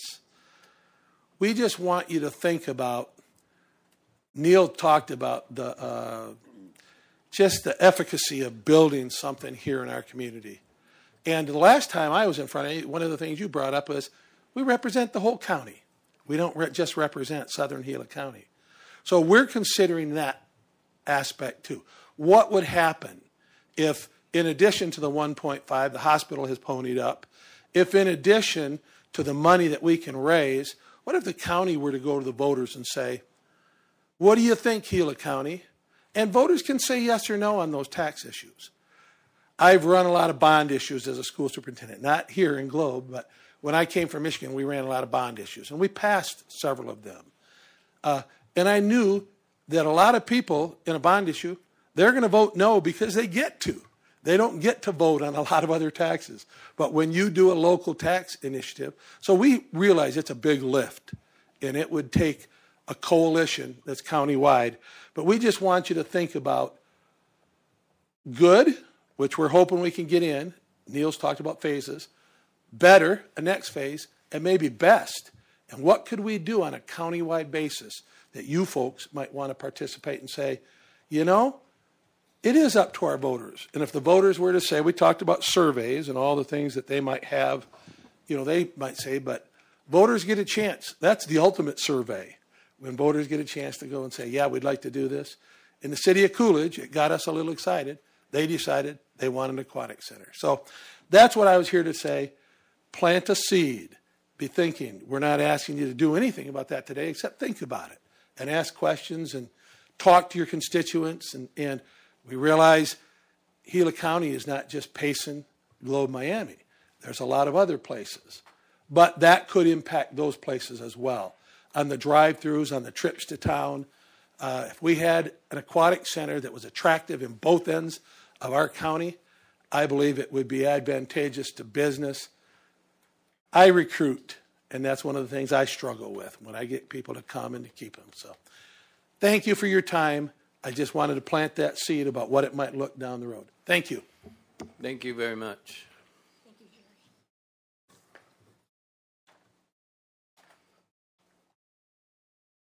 We can go to the next slide. You know, the first goal in fundraising, and, you know, maybe the bond issue is something we do go down the road with, but, you know, our first goal is to match the challenge grant presented by Cobra Valley Regional Medical Center. We can turn $1.5 million into $3 million. And Neil Jensen, the board of directors for the hospital, were so gracious in putting forth that $1.5 million. Neil has gone forward even further and hired Hidell Architects out of Carrollton, Texas, to provide us with some schematic drawings. We don't have those drawings yet, but those drawings are going to be in phase 1, phase 2, phase 3 process. But yesterday I did receive some information from Hidell. He knew we were going to present today, and so if we can go to the next slide. Architects break aquatic centers into 3 categories: site amenities, buildings, and aquatics. Next slide. Site amenities are things like parking, landscaping, the deck area. Buildings include bathhouses, pump enclosures, etc., pump house buildings. And so right now we're looking at a cost range of about $3 to $4 million. And these are some of the amenities. And the next slide, take a look at the bottom 2 estimated annual operational costs. Pretty close to what we presented on the first slide. We're right on target, pretty much. Next slide. So if we go to the first category, site amenities, it would include pool perimeter fencing, that's required, grading and drainage, parking, minimal landscaping on this first phase, and a pool deck and deck drainage, and that's going to be a minimum area. You have to have 12 feet of decking around a pool structure, and so that's what it would start off with, 12 feet of decking around the pool structure. The next phase would build on to that. Next slide. The buildings would include an arrival area, a lobby, a ticket booth, family restrooms, lifeguard area, men's and women's bathrooms and changing and showers, a vending area, and lockers. The pool pump enclosure with shade and pool chemical utility storage rooms. So in this phase, the pump would not be inside a building. It would be surrounded by some type of fencing with a shade cover on it to save cost. Next slide. The aquatics part, and this is the fun part of any aquatic center. Deck shade, and they're going to reduce that also. Underwater seating, that's where you sit on the edge of the pool and the water comes about to chest level. Beach entry, and this is huge. Beach entry is so prominent in the lives of the elderly and moms with a lot of small children trying to get into a pool that has 2 or 3 steps, and it goes right into 3 feet of water or 4 feet of water. beach entry is, you start at 1 inch of water, and as you progress into the pool, it gets deeper and deeper and deeper. And so you can imagine an elderly person who does not want to use an ADA compliant chair. They want to retain their independence as long as they can. Beach entry is huge for those people.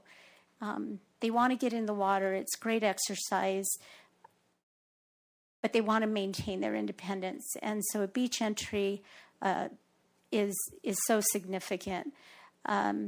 Water slide, in this example, there's only one water slide.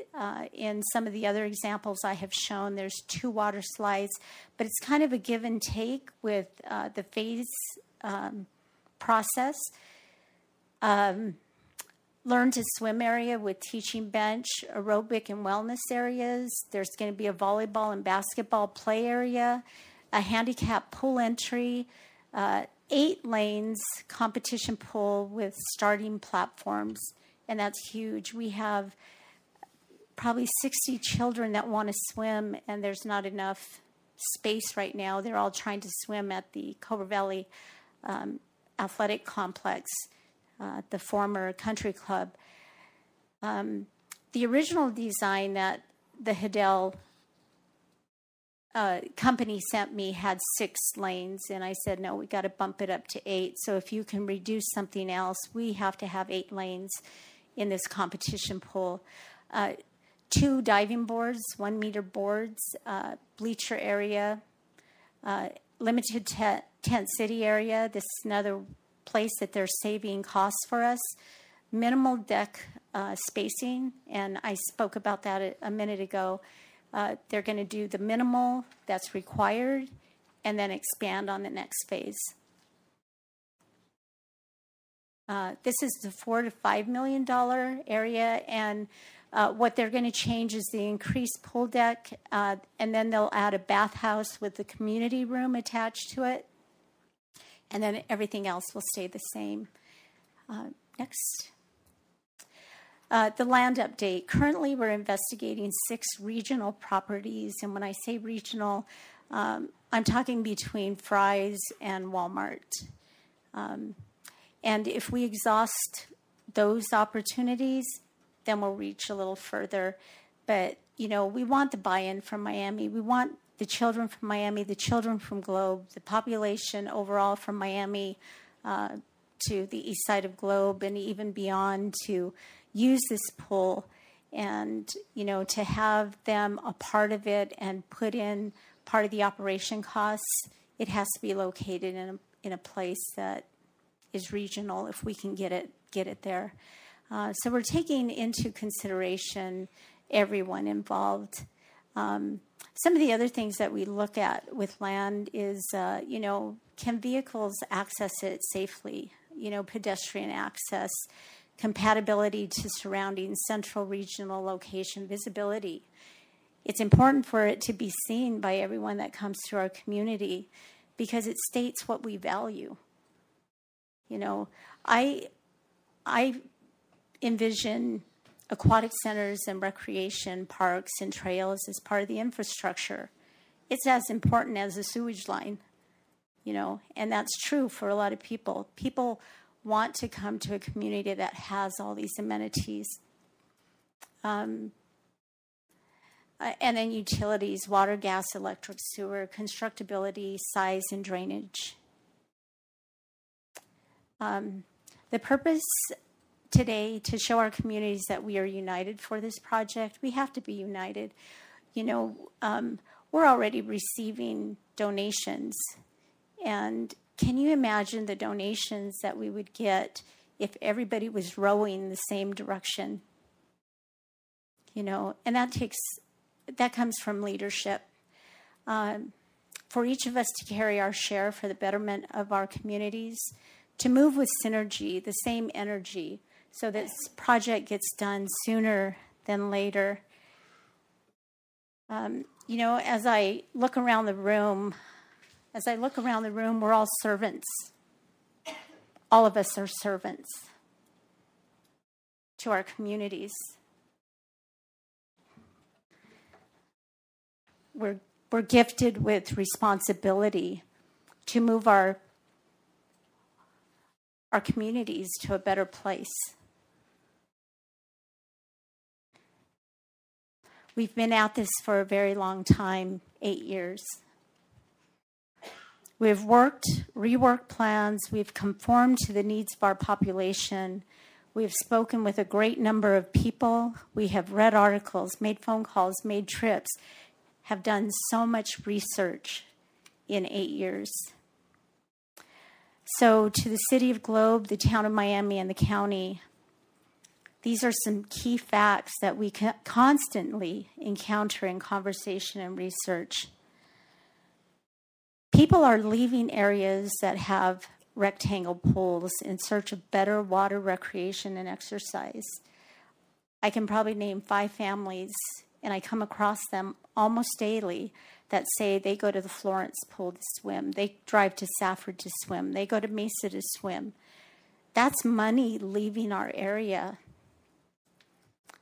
So not only do they go down there to swim, then they spend money at restaurants, maybe hotels, etc.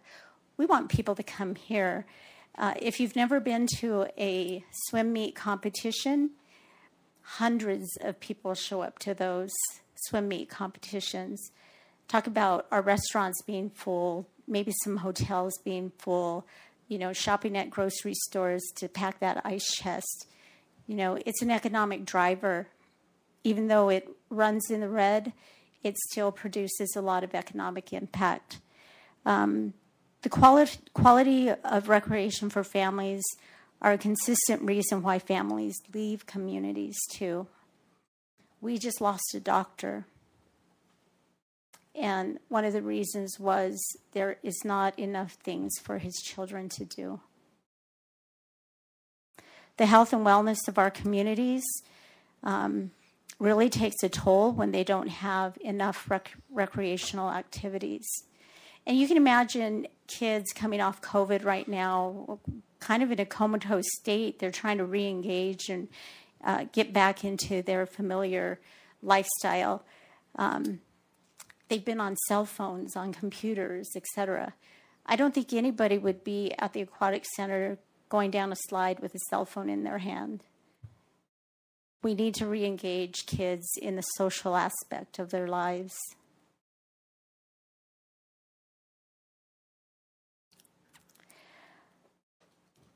Aquatic centers provide water recreation for all. We're not talking just for a few. We're talking about the very young to the very old. You can't get that in a rectangle pool. You can't have swim practice going on while you're doing water aerobics. An aquatic center facilitates that. It's a multi-use, multi-generation facility. So let's please, let's all consider serving the many instead of just the few. I'm getting up there in age. I don't want to use an ADA chairlift until I have to. And I love to swim. If I can just get in the water safely, I'll be able to exercise. So let's move forward with a project that is great for all, provides quality of living, economic development, improvement in health and wellness, and the list goes on and on. So what we're asking the county is, like Jerry said, think about that $93,000 that's before you and consider joining with everyone else, hopefully, so we can get this project done. All it takes is a yes. It's an easy word. Yes. And that's all I have. Thank you. Thank you very much for your presentation, and I hope there's thousands of people on YouTube today to have heard your presentation, because those are the people that are going to make the decisions. And so, yeah, we're, like you say, we're servants of the public, and we work for the public, and I think it'd be great to give them the opportunity for them to step up and to help with this project. And like we spoke before, if you go with a bond for Gila County and the people that are distant from this area, you know, they may reach out and want to do two facilities, one that's close to the north and one that's close to the south. Not putting any lines, but to keep people from having to drive 2 hours to use it. So great presentation, and I think it's a great project. And like you say, it's a legislature didn't like it, but perhaps the folks of Gila County will like it. And so Supervisor Christensen, comments. Thank you, Mr. Chairman, and thank you, Evelyn, and the other presenters. It looks like a nice project. I do have a question or two. Do these numbers that you're throwing out, the $3 million, the $4 million, $5 million, does that include the purchase of the land? No, land is separate, and right now we're looking at a couple of options where the land may be donated. If it's not, then yes, we'll have to pay for it, but hopefully at a good price. Okay. So. Then also on about your third page, when you're doing a comparison operations maintenance, and down at the bottom, you have a proposed contribution and a current contribution from Globe in Miami. Okay, so why, if you have a current contribution, help me understand what you're trying to describe here. If you have a current contribution of $120,000 from Globe, why are you wanting to reduce that, or why is that reduction showing here? The current contribution, the City of Globe right now has a rehab project on the table for the community center. It's going to cost them $1.3 million. And their projected cost to maintain that pool is $120,000 a year. And so if they went the aquatic center route, it would cost them $96,000 a year, which would be a savings of $23,000. So they have an existing pool they're paying $120,000 for. So why would they only be paying $96,000? Because it's a shared cost. It's a shared cost. So you just okay. We distribute the cost among the population based on the population within Globe, within Miami, within Gila County. Okay. And so, yes, Payson does not have a pool operational right now. The Taylor Pool has been left to deteriorate. The town of Payson is considering putting money into that pool to revive it. Now, and there is discussions of building an indoor pool. Okay, you're familiar with all of that, yes. And so, if I may express a concern, and that would be to use countywide tax dollars or a bond or a countywide tax to build a pool that is in Globe. As representative of District 1, that would be a concern of mine. Yeah. We went down the bond issue because probably over a year ago we heard that Payson wanted to build a new pool. And so we thought, well, they want a pool, we want a pool, let's maybe go down countywide a bond avenue. And that's where that information, we started kind of talking about that. We've made contact with, I just spoke to Kevin Arts. He's the deputy town manager in Payson. Okay. I think I said his name right. And he was saying yes, that the city of Payson, the town of Payson wants to revamp their pool. And I know there's contention between the MHA and the city or the town of Payson right now. There's some kind of contention. And so I think if we could all sit down at the table and see what our needs are and what the issues are, maybe we could come to something that would be supported by a bond. Hey, Steve, but we can I hop in, Evelyn? Yeah. Do you mind, Steve? Please do. Come on up.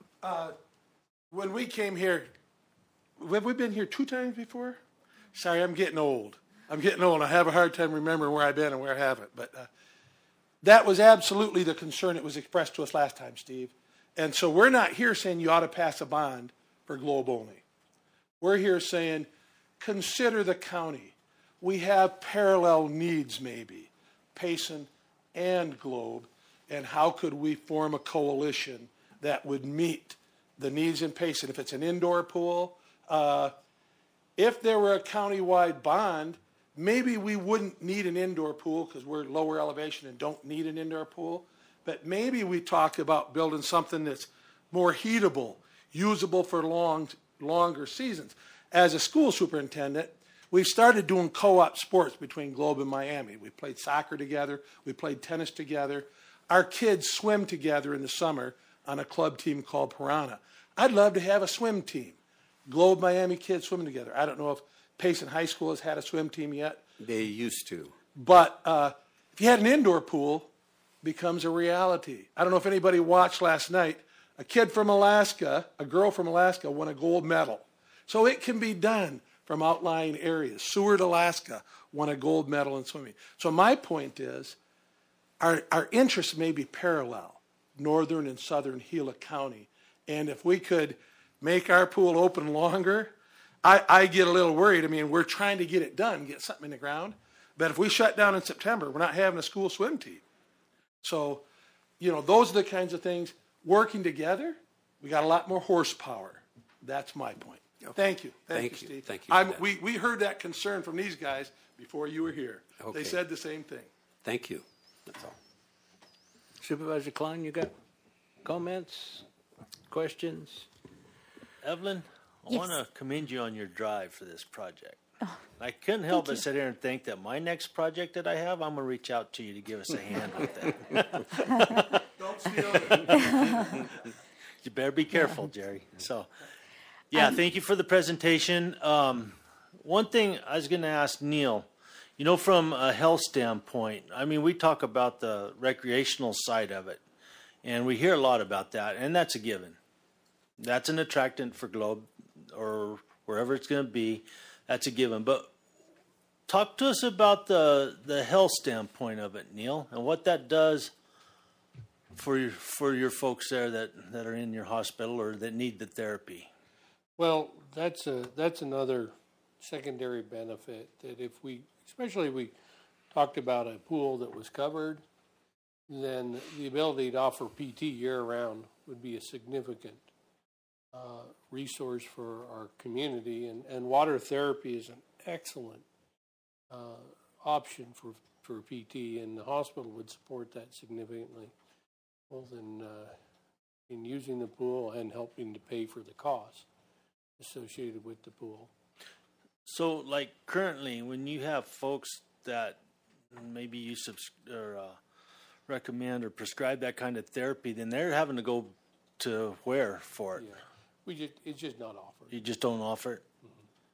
So, from your standpoint, like for the folks here in Globe and surrounding areas, the folks would have another option available from the wellness side of it. Yeah, our therapists are very excited about an opportunity that this would bring. So, and I think there's a lot of elderly people that also, you could start to bring in water aerobics and other, where they're unable to actually work out or exercise.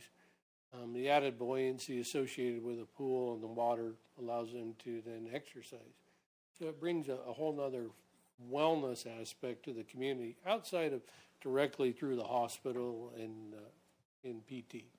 So that would bring up a question then. If you're kind of looking at 3 months of operation, but once this got started, you'd have actually folks that's going to have a need to some extent, probably year round.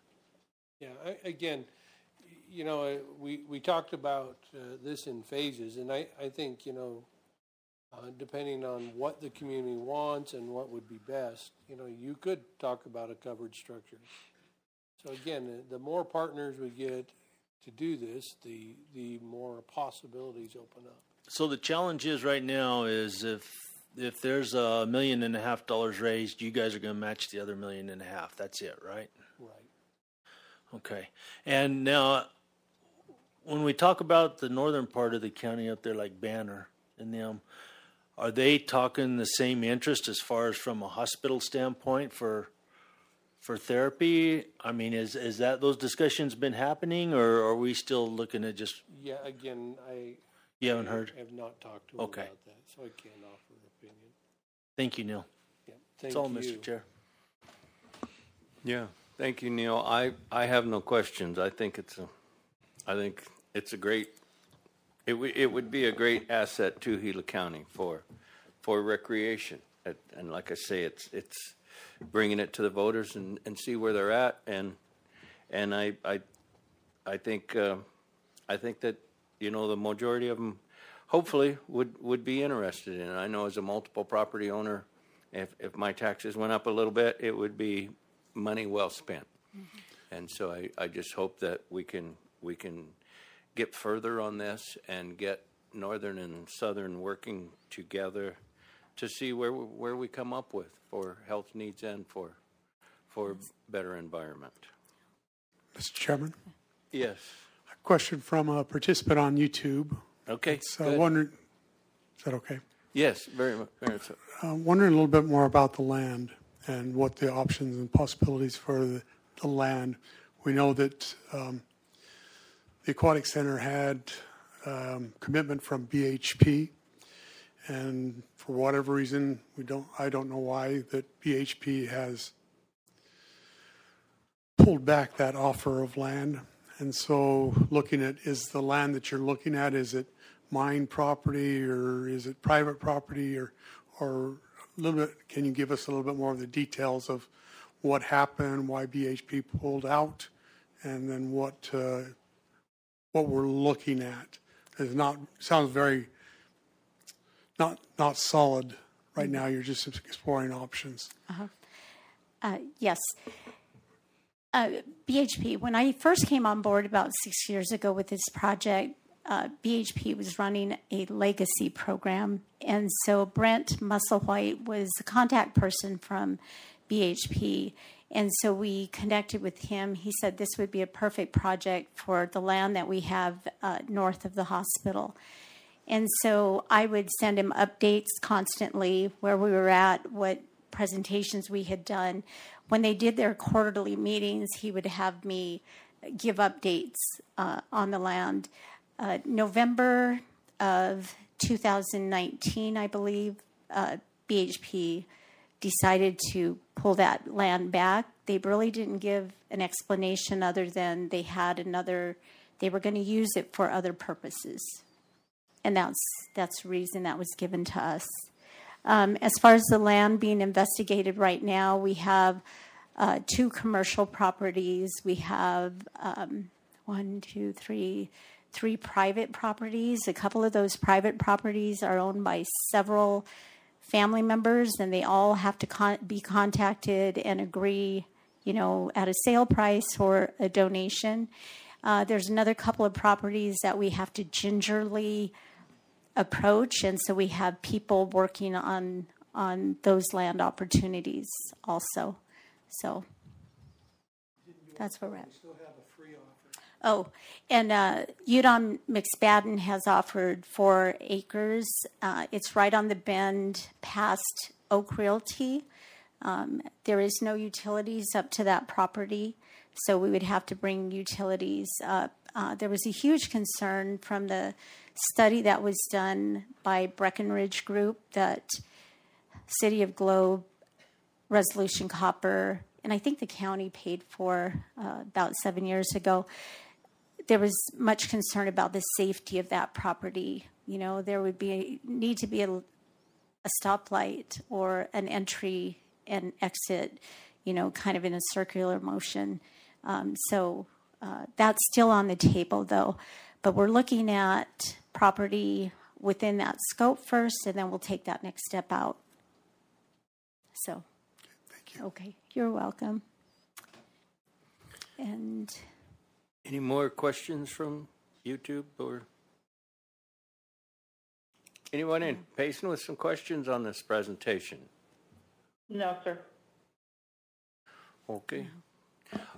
Well, Evelyn, I thank you very, very much, and we're all in touch with the public on our radio stations and public meetings and things, and so we'll start reaching for information and people willing to help in your quest to incorporate perhaps a bond and reach for people up north too to see what they want and what they're willing to help with. So thank you very, very much. Thank you for your time.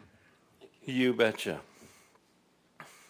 Board, are you guys ready to go one more before we take a break? We're with you. I took a chair. Okay, well, we're going to go one more, and then we're going to take a little break, if that's okay.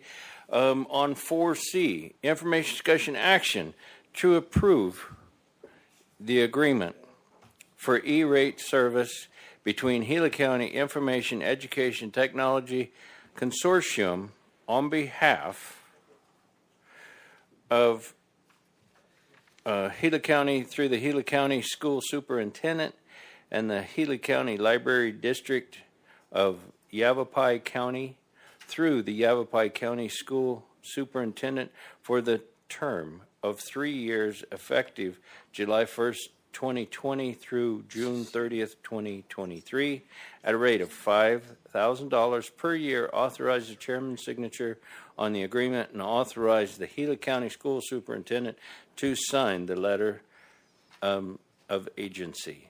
Mr. Sandoval and Good Jackie, afternoon good morning. now. Good afternoon.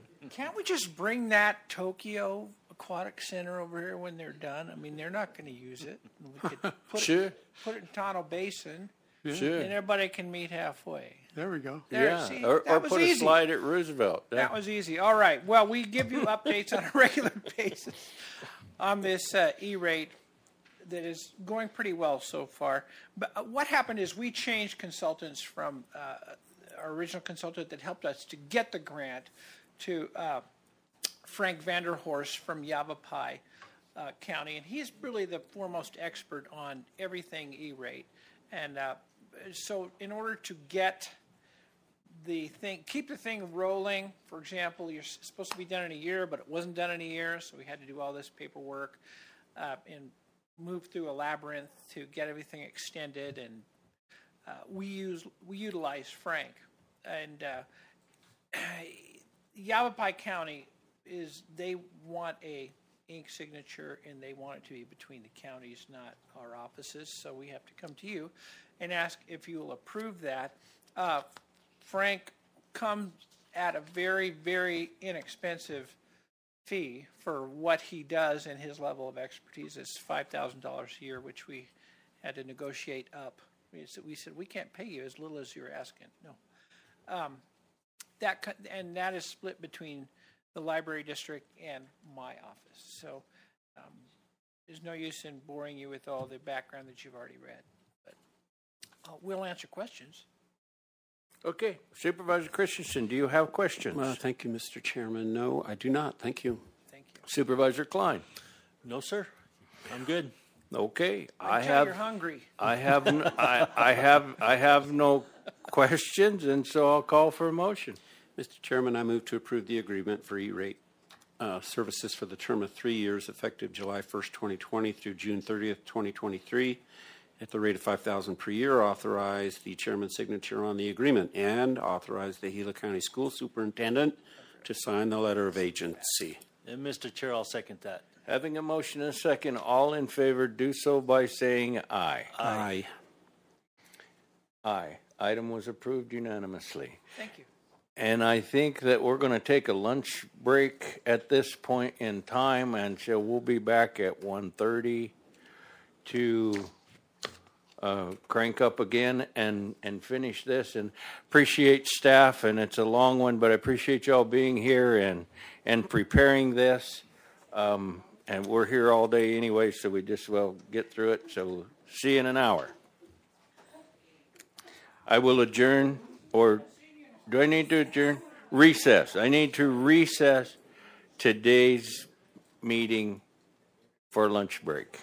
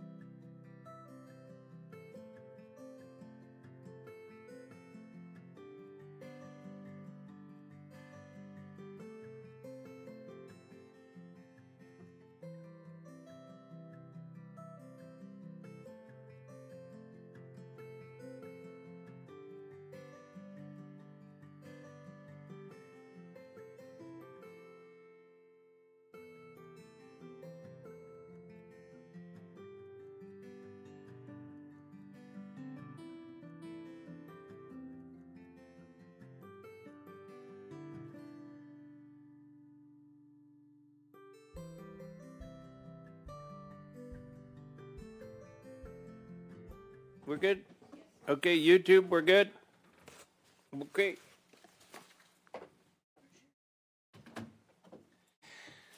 Okay, then I am here to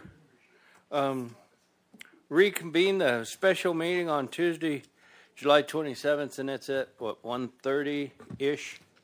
And so we are now back ready to go, and I'll call for a motion to adjourn as the Gila County Board of Supervisors and convene as the Gila County Library District Board of Directors. So moved, Mr. Chair. Second. Okay, I have a motion second. All in favor do so by saying aye. Aye. Aye. Aye. Okay, now that we are the Gila County Library District Board of Directors, information, discussion, action to approve the agreement for E-rate services between Gila County Information Education Technology Consortium on behalf of Gila County through the Gila County School Superintendent and Gila County Library District and Yavapai County through the Yavapai County School Superintendent for the terms of 3 years effective July 1st, 2020 through June 30th, 2023 at a rate of $5,000 per year. Authorize the chairman's signature on the agreement of the Library District and authorize the Gila County Librarian to sign the letter of agency. Jackie Sanders, good afternoon. Thank you, Mr. Chair and board members. If that sounded incredibly familiar, we just talked about this before lunch. We had initially, as the Gila County Information and Education Technology Consortium, which is comprised of schools and libraries within Gila County, we had previously attempted to contract with the Yavapai County Education Service Agency to utilize Frank Vanderhorst. The Yavapai County School Superintendent's Office, Yavapai County Attorney's Office came back and about 8 months after the fact and said, we'd rather have this agreement between the County Board of Supervisors and the Library District Board of Directors and Yavapai County. So we're following a pattern that was laid out for us by Yavapai County. So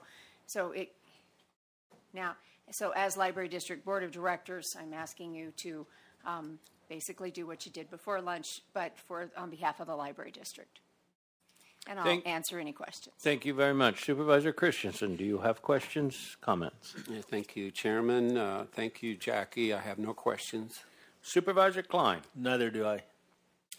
And I have no questions, and so therefore I'll call for a motion.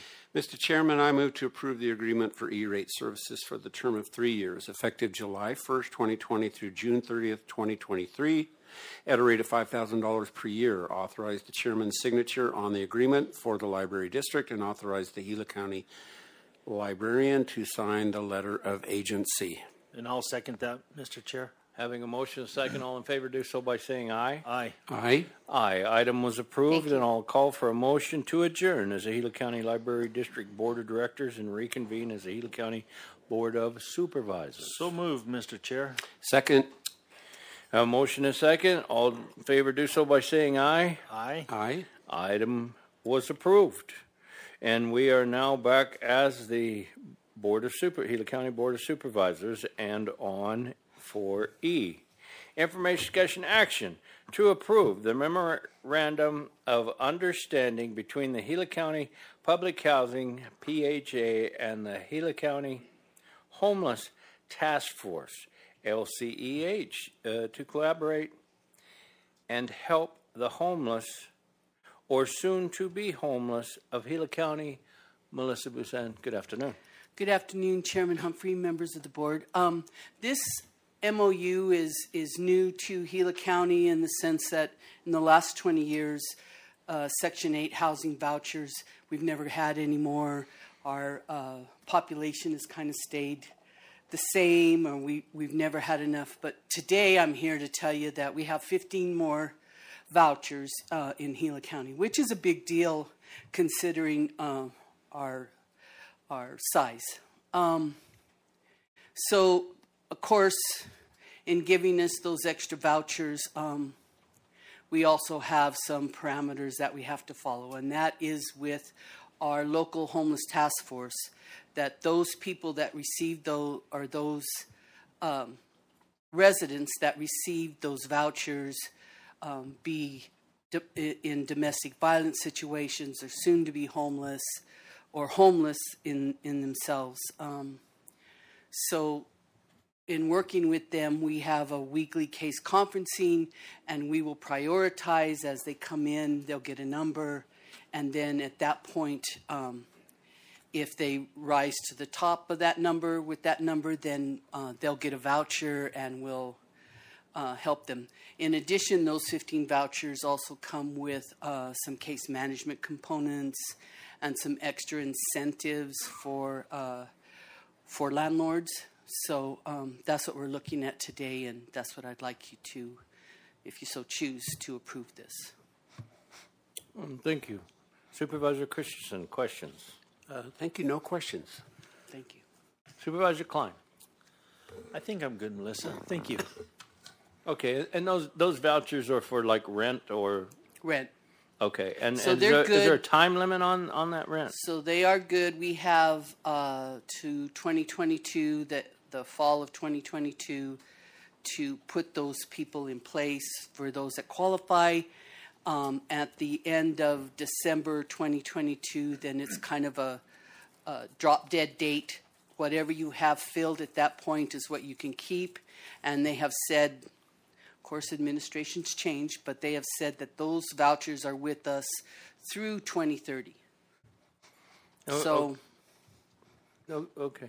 And you said that they're for like residents of Gila County or right.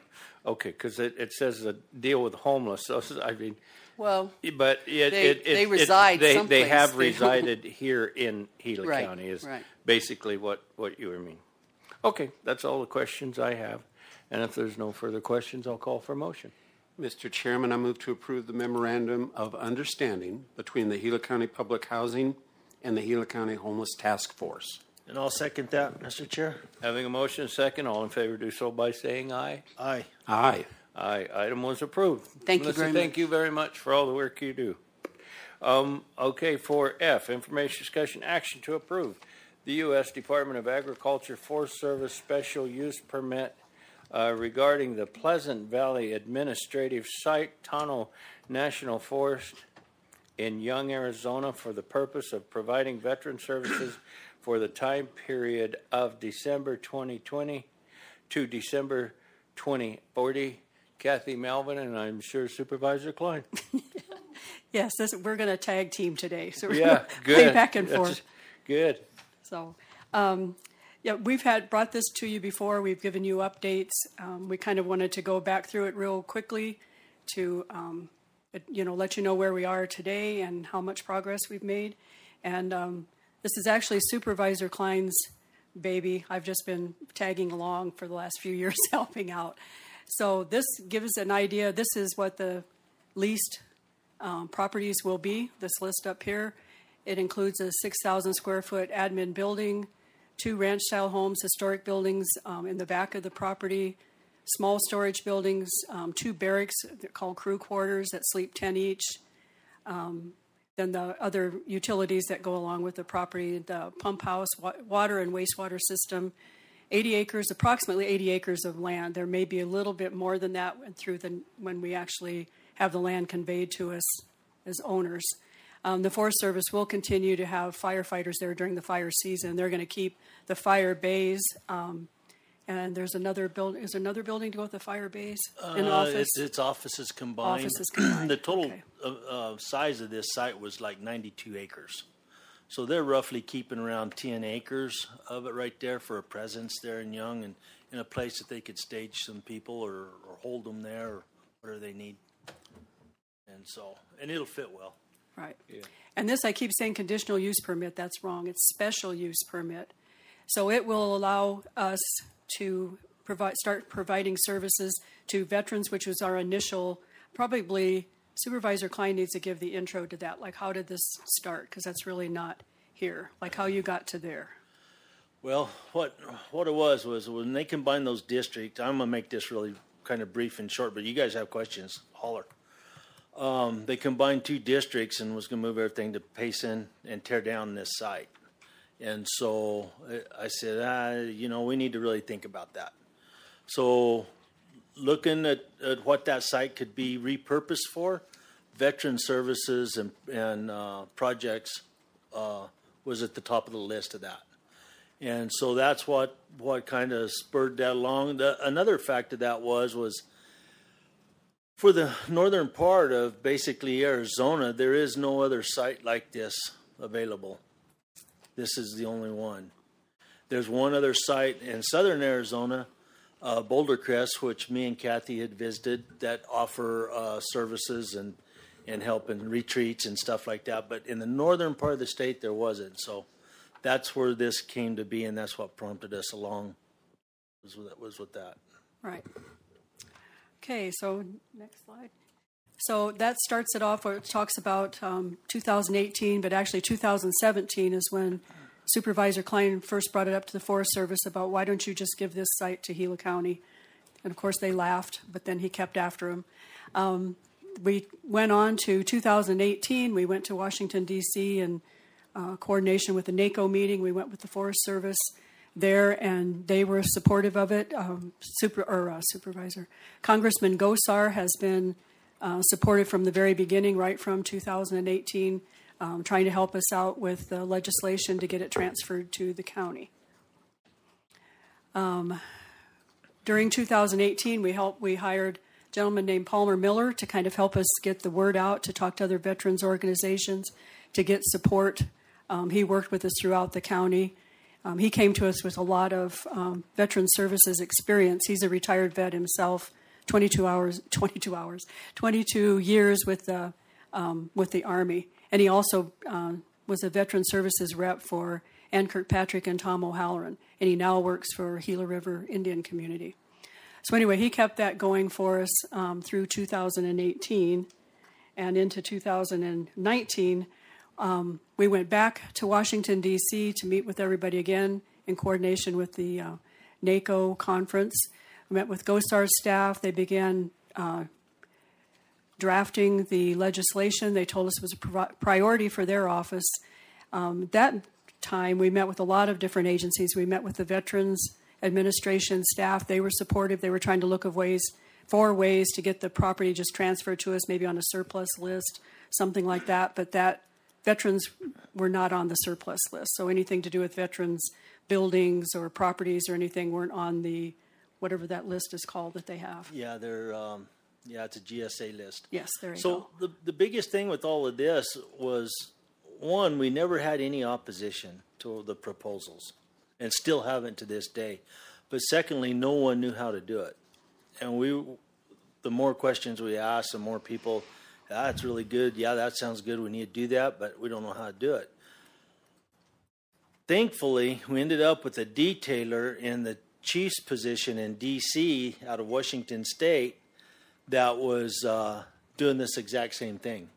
And she was the one that really gave us the boost. And matter of fact, on her home district, on the Wind River district in the state of Washington, they were already in the process of conveying property. Not the same purpose, a different purpose, but the same idea behind it to a county. And so that's what really gave us our boost. And they even had the same things, like the same issues with historic buildings, which is a whole other ballgame when you get a property from the federal government that's on the historic register. So then we went into we went into 2020, and we had a meeting for another purpose with Neil Bosworth at the Tonto National Forest in Phoenix, and he had some of his real estate guys there with him, and just out of the blue, they said, why don't we give you a 20-year special use permit, in which we weren't expecting that conversation at all. He just brought it up, and we thought that was a great idea. However, that set up a whole other group of things that we had to do. Because it had historic buildings on it, that meant that we had to have a consultation with the State Historic Preservation Office, otherwise known as SHPO, which put chills down my spine because I've dealt with them before on grants and things, and haven't always been the easiest group to deal with. But they came out in late March and met with us in Pleasant Valley, and they toured the 2 historic buildings with us and said what they'd like us to do to keep, to go forward. We had to develop a plan, a scope of work, what we were going to do with the buildings, what we promised to do with the buildings and not do with the buildings in the future. Submitted that, and we got their approval back in June of 2020. So we were good to go on that. That had to be also attached to the special use permit. Then in the fall of 2020, the Forest Service came back again and said, now you need an operating plan. So what are you going to do with these facilities? How are you going to care for them? And then you have to attach that to the permit.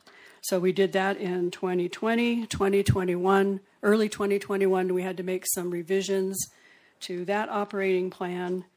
And in June, we got the finalized special use permit from the Forest Service. Our operating plans for the future, how this is all going to come about, because this isn't something the county needs to take on. It'd be a whole other department. Everything to recruit these veterans to come in, to provide services, to have staff. So we'll be developing, or come up with a nonprofit. We'll have a board that'll be selected to oversee the day-to-day operations. We're currently working with a gentleman out of the valley. He has experience running chambers of commerce, and he also has experience working with veterans projects on a nonprofit veteran board, and he's agreed to come up on a part-time basis and help us get started. He's really good at fundraising. He's already got some commitments from people from the Valley veterans organizations that want to commit money to the project, and also their time, their volunteer time, that kind of thing, to get the facility in order, because right now it needs to be cleaned, painted, all that kind of thing. So he's going to be coming up and helping us with that, the fundraising and management. And with that, that's just some pictures that shows you the buildings. The one in the lower right-hand corner, that's one of the historic buildings. We have to always keep it that color, but we can do pretty much what we want to inside. But we have to keep the buildings on the outside all the same color. The fences need to be the same. But it kind of gives you an idea of how pretty the countryside is and how we think it's just the perfect spot for like a veterans retreat to come out there and have a little peace and quiet. We're continuing to work with congressional staff from Gosar's office and Kelly's office. They're co-writing legislation to be introduced at the same time in the House and in the Senate. They're currently working on the map, which with the Forest Service for the legal description to transfer the property so that we have the right boundaries, since that'll be a forever thing once they give it to us. I think that's about it. So that was the one thing I'll just back up a little bit on was our whole goal was conveyance of the property to the county. And when that started, you know, we talked about buying it, or they talked about buying it, and I said absolutely not. But in order to keep things kind of up to snuff, because we don't really know how long the conveyance will take, we needed to get in there and keep those buildings going and start doing something with them. So that was the reasoning behind the conditional use permit. Yes. Or special use permit. Special use. Yeah. So what that does is that doesn't give us ownership of the place, but it gives us it gives us the right to use it. And one of the things on the special use permit, there is a charge on it. And what we had to do is have our office here go up there and evaluate all those buildings, the assessor's office. And so they took all those buildings and the assessments, and the charge was 5% of the overall assessment of those buildings, which came out to like $36,000 or $38,000 a year, if I'm not mistaken. So in lieu of that $36,000 or $38,000, us taking care of the septic system, the wastewater treatment system, the well water system, and maintaining those buildings, it's a wash. And the Forest Service has been taking care of the water system and the wastewater system. They've had monthly visits from people out there. So we're not getting something that's been sitting and not being in operation, because that could be a problem. But they have been taking care of that.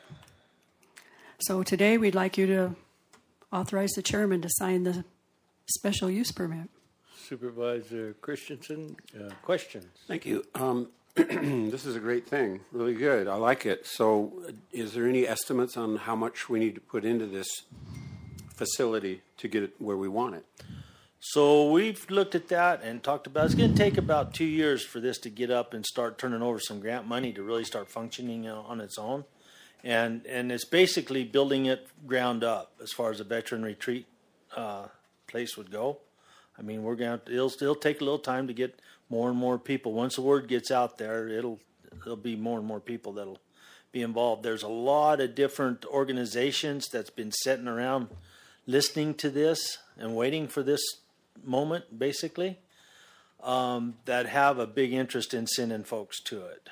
And so right now we're looking, I don't know an exact number on that, Steve. I would guess somewhere $100,000, something like that. It's in pretty good shape overall. Like Kathy said, there's painting and there's some boards that may need to be replaced here and there. But for the most part, it's all functional right now. Okay. Great. Thanks. Yeah, I've been with you since the start of this. I think it's great because you see so many things get started, and in government they just kind of dissolve and go away because there's too much process. So my hat's off to you guys for the bulldog attitude and not saying no and keep going with it. It's a great thing. We're very stubborn. Huh? We're very stubborn. Yeah. Yeah, it's a great thing. And if I have no more questions, and so I'll call for a motion.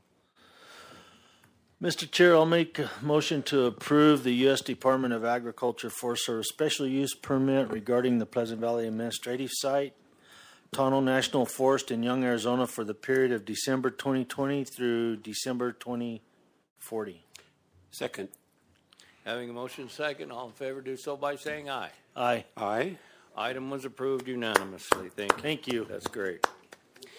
Okay, moving right along to G, information discussion action to accept the grant award for Health Literacy Initiative Fund in the amount of $2,571,740 with a $1,750,000 dedicated to local organizations that serve underserved communities, which will be used to address the COVID-19 pandemic in Gila County's underserved communities from July 1st, 2021 through June 30th, 2023.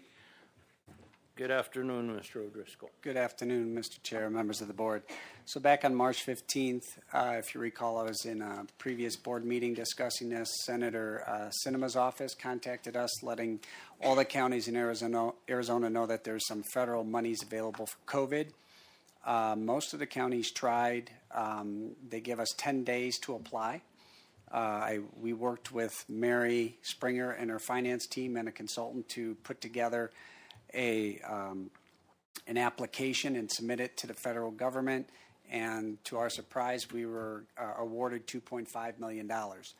With one of the reasons why we went for this grant is if you see in this, there's $1.75 million dedicated to local organizations. That's key. That's the only reason why we went for this, is we're able to dedicate $1.75, the $2.5 million to our partners that we've already been in contact with. Our partners are Banner Health Payson, Canyonlands Healthcare, Horizons Health and Wellness, Arizona Youth Partnership, Town of Miami Senior Center, Town of Payson Fire, Hayden Winkleman Senior Center, and with a consultant for our school wraparound services.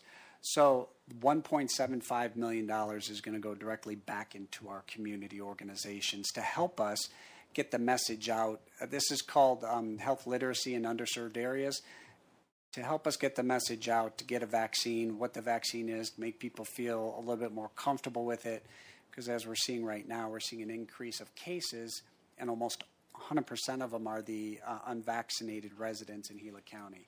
So we really want to make sure that we give the opportunity to everybody in Gila County to know where the vaccines are located, how they can sign up for a vaccine, and understand and answer any questions or concerns they have for the vaccine. So that's key here, that $1.75 million. And I'm here to ask the board to accept this, and I'll be happy to answer any questions you may have. Thank you very much, Michael. Supervisor Christensen, do you have questions?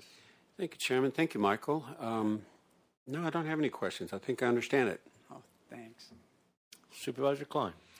I think I'm good, Michael. Great.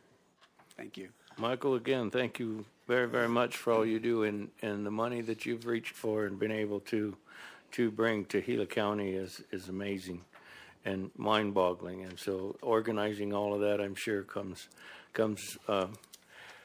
with quite a bit of organizing too. So thank you very much for all you do. And if there's no further questions, I'll call for a motion. Mr. Chairman, I move to accept the grant award for Health Literacy Initiative funding in the amount of $2,571,740, with $1,750,000 dedicated to local organizations as presented. And Mr. Chair, I'll second that. Having a motion, a second, all in favor, do so by saying aye. Aye. Aye. Item was approved. Great. Thank you. There you go. Okay, we're moving on to I. Information discussion regarding the creation of a reward program for reporting illegal dumping. Did we miss H? Oh, did we miss one? H. Okay, Michael I guess. again. Okay, I turned the page, missed H. Okay, sorry about that. Backing up.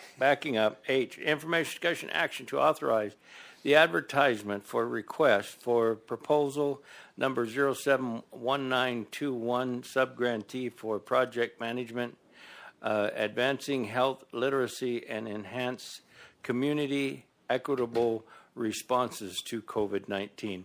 Again, sorry, I was going to take your floor away from you. No worries, sir. Thank you. So this is just asking permission to go out and advertise for RFP for the previous item that we have for the $2.5 million. We're going to hire a consultant to manage that, to get that $1.75 million directly out to those organizations I talked about previously. So that's what this item is. And again, I'd like to thank Finance, and boy, did they really get this up quickly. And Jessica at the County Attorney's Office was very helpful fast forwarding this item so we can get some of this money back to these organizations as quick as possible. Thank you very much. Answer any questions. Question, Supervisor Christensen. No, sir, I do not. Thank you, Michael. Question, Supervisor Klein. I think I'm good, Michael. Great. Thanks. And I have no questions, and ditto on everybody that works to help all these constituents with all this. So thank you very much, and so I'll call for a motion. Mr. Chair, I'll make the motion to authorize the advertisement of requests for proposals number 071921. I will second that. Having a motion, a second, all in favor, do so by saying aye. Aye. Aye. Item was approved. Great. Thank you very much. There you go. Thank you. Thank you. Okay, now we go to I. Information discussion regarding the creation of a reward program for reporting illegal dumping. And that's mine. We've got a deal up. And I'm not going to get into this a whole bunch, what it is, Gila County Illegal Dumping Reward Program, and this is kind of something I wanted to bring before the board because, blight is a big deal with me and Gila County and rural Arizona, rural Gila County.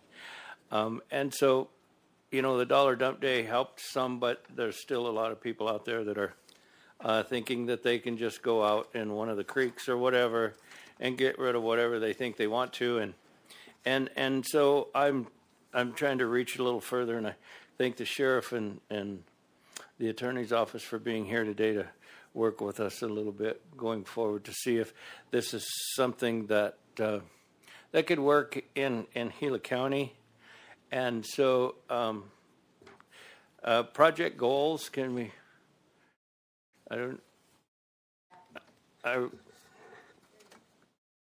Okay. Well, anyway. The thing of it is investigating this to see if we can't, if people think that they may get caught and it may cost them something, perhaps that will help them not be so free to just unload their pickup wherever they think they need to. And to set up something, because cleaning up their trash, I know Supervisor Klein has been on many cleanup details. Thank goodness for some people volunteering their time and stuff, and I've done some cleanups, and it's just mind-boggling of some of the things that are out there. So, and then that can get expensive. So hopefully, if we could maybe work towards something of this nature if it would work for Gila County. That we would also be able to have maybe some fines and things to help in a funding program to help us clean up some of our surrounding areas that are littered. And so, and the project goals, reduce the amount of trash illegally dumped in our outdoor spaces, reward citizens for reporting illegal dumping, clean up our community and surrounding areas, discourage illegal dumping by placing signage and potentially game cameras. Well, it depends on what our attorney's office thinks that we can and can't do. But this was just to bring it up. And there's an example of, what some other towns and cities have done, and some of the pros and cons in the handout. I don't know if you've read them, but there's lines that we can cross and lines we can't. Potential guidelines for a reward program. I think a lot of those guidelines could be set by staff and our sheriff and our attorney's office on what they think might work here in Gila County. But mainly, I just wanted to get this up in front of the board for kind of a discussion, a little bit of a discussion, and see kind of where we're at with it and what staff's opinion of it is. Then we get into potential limits of issuance and things of that nature. But like I say, get into a lot of that stuff right now. I don't know that I'm going to spend the time to get into some of those things, because if it's something we go forward with, I'm sure that our attorneys will let us know what we can and can't do, and what they recommend, and what the sheriff's office would recommend if something was like this to go ahead. And so that's about it for the presentation. But I just wanted to bring it up, and Sheriff and maybe Mr. Beauchamp, if you could maybe give us a kind of your opinion of it, or whether you think it would be something that we could do in Gila County or not do in Gila County, or. It impacts you way more than me, Sheriff. Well, good afternoon, Chairman, Board, audience, staff. Nice to be in front of you today. I can tell you that this particular topic is at the top of my list as well. We live in a place that we make our living mostly on, because people come and visit us, and they don't want to come obviously to some place that's just been trashed and nobody's been doing anything about it.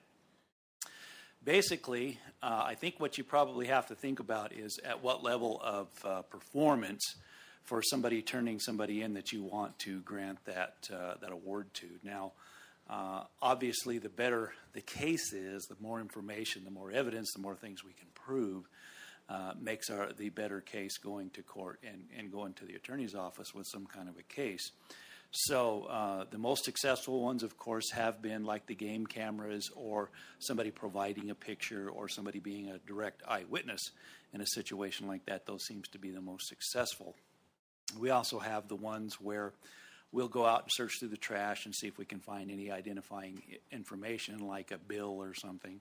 And a lot of the times, though, on those, we'll go talk to the person, and they'll say, well, I paid little Johnny to go and take the stuff to the dump and dump it, and I also paid him the dump fee. And if we can track down little Johnny at all, we find out that he's pocketed those fees and just went out and dumped it in the forest. The success on those sometimes is if we can get them to go out and have them clean it up in lieu of getting them into legal trouble. Sometimes helps. Other than that, I think that if you go back a few pages on your PowerPoint, you had that it had to come with actionable information to where somebody it would be enough information for us to go for a case and possibly a conviction on something like that. So I think you probably need to be thinking about that at least for a minimum, because otherwise you'll have everybody turning in their neighbor for a couple of bucks, and it's probably not. I'm pardon. Or well, sure. Sometimes I'm mad at her. I don't want her to get in trouble. And plus, I need a few bucks of pocket spending money. But anyway, so just that's basically, and I think, that's something I've talked to the prosecutor about too, that, our interest comes in as far as getting them through the system, the criminal justice system, of having actionable information and some kind of an evidence that we can work on. Did you have something to add? In addition, you might want to consider it being a concerted effort between not only the county, but also the city of Globe, the town of Payson, the town of Miami, because what you'll find is you can have your ordinances for the county to prevent it, and if your people are going to illegally dump, you will just channel them into the municipalities within our county, and that might cause you guys some headaches with some other city council members or town council members, so we might want to take that into consideration. And the level, the burden of proof for law enforcement to stop somebody from dumping is not quite as high as what our level would be for actually prosecuting somebody for dumping. So when we're talking about game cameras, it's got to be something that's going to take a really good picture, and it's going to have to be where they are at the dump site in the process of doing it. It won't work if a truck is simply driving there and leaving, and you can't tell whether they had garbage in the truck or not when they were coming and going, because now all you simply have is somebody in the area, but you can't put them at the scene. You can't put them committing the offense of dumping illegally, which is going to be a non-starter for us because we won't survive what's called Rule 20 when you try a case in front of a judge. We won't be able to meet our burden of proof, and the case will get eliminated before the defense even has to put on their case if we don't have enough evidence. So in some of those, we just can't charge them if that's the case. So I'm with the sheriff. I'm not a fan of the illegal dumping either. I can't stand it. It really rubs me the wrong way. But what we need to do is, I'm glad we're getting this out front, but there's a tremendous amount of work to be done before we can get to a point where this is something, in my opinion, that we can move forward with, because there's a whole lot of moving parts, and there's a whole lot of other government entities that we may want to invite to the conversation if this is something that the board wants to move forward with. So, and I was wondering, like a citation or something of that nature, then it would just go to wherever it was written. I mean, is that like a traffic ticket or something? Where you get a ticket, then you appear to where the ticket was from. So, I mean, if we did something like this, then if it was in the town of Miami, it would go, to RJP, but like City of Globe, it would go to the City of Globe, or Gila County, it would go to Gila County. It wouldn't be on our charges like that, but if we were doing the charges, we would probably send it to the justice courts north or south. Right. But yeah, if you had local officers like the local PDs or something writing, then they would go into their courts, yes. Which is why I said we might want to consider talking to the. Well, I once said we might. Nobody's ever told me I'm not talking loud enough. That's why I said you might want to consider bringing the other municipalities, the other city and town councils, and kind of talking to them and see where they are, because we may see a reduction in the county, but we may see an increase within those municipalities. But it's all the county, but they have governance over it. But yes, if the sheriff does the citations, they go to the Northern and Southern Justice Court. Any other of the towns goes to their respective municipal courts if it's just a fine, if it's a civil. Okay. I can tell you another concern might be the fact that these types of calls increase. I can tell you right now, I wish they would. And I don't think it gets probably reported to us as much as it should be. I think because maybe they've reported it before and we didn't have enough to go forward with something, and they thought, just what's the use, which I don't like it when we get to that point, but it's just a reality. Right. I mean, we might go search through the trash and not find anything that indicates that with anybody. But it's just, and if it does increase, that's fine, and we can come back and talk about that, and I can let you know that it's it's gotten out of control. But I really don't see that happening, especially if we have some kind of a minimum type of a performance on how you would have to get that reward, whatever you guys decide to put on that, where it would be controllable. Comment on that: the statute that permits the board to offer a reward requires a conviction. The reward couldn't be issued unless it led to an actual conviction. Okay. One of the things you mentioned is your signage. That's a huge deterrent, because if the county goes out and puts signs in an area where there's illegal dumping, the majority of your public immediately will recognize that as they're being watched, that the area is being watched. And so if you start with signage, you might see a reduction, almost immediately from there. And then you can move, probably you could step it up to something if game cameras or something that the board wanted to employ, you might be able to step it up to that. But, signage would probably be the first step, and you might likely would see a reduction just simply based off the signage, because where there's a sign, that means there's awareness. Like with a conviction, now you got to make sure the evidence is going to be good enough for us to go forward. We can't, the county attorney's office cannot bring a criminal charge against somebody unless we feel there is a reasonable likelihood of conviction. So that's the ethical burden. I can't just go out and charge anybody I want with a crime. Now, to arrest somebody, the burden's much lower for the sheriff's department, for law enforcement. But our burden when it comes to actually trying somebody is I can't charge you with the crime unless I have a reasonable likelihood of conviction. And to get there, the evidence has to be far superior to what is necessary to effectuate an arrest. Go ahead, Supervisor Klein. Thank you.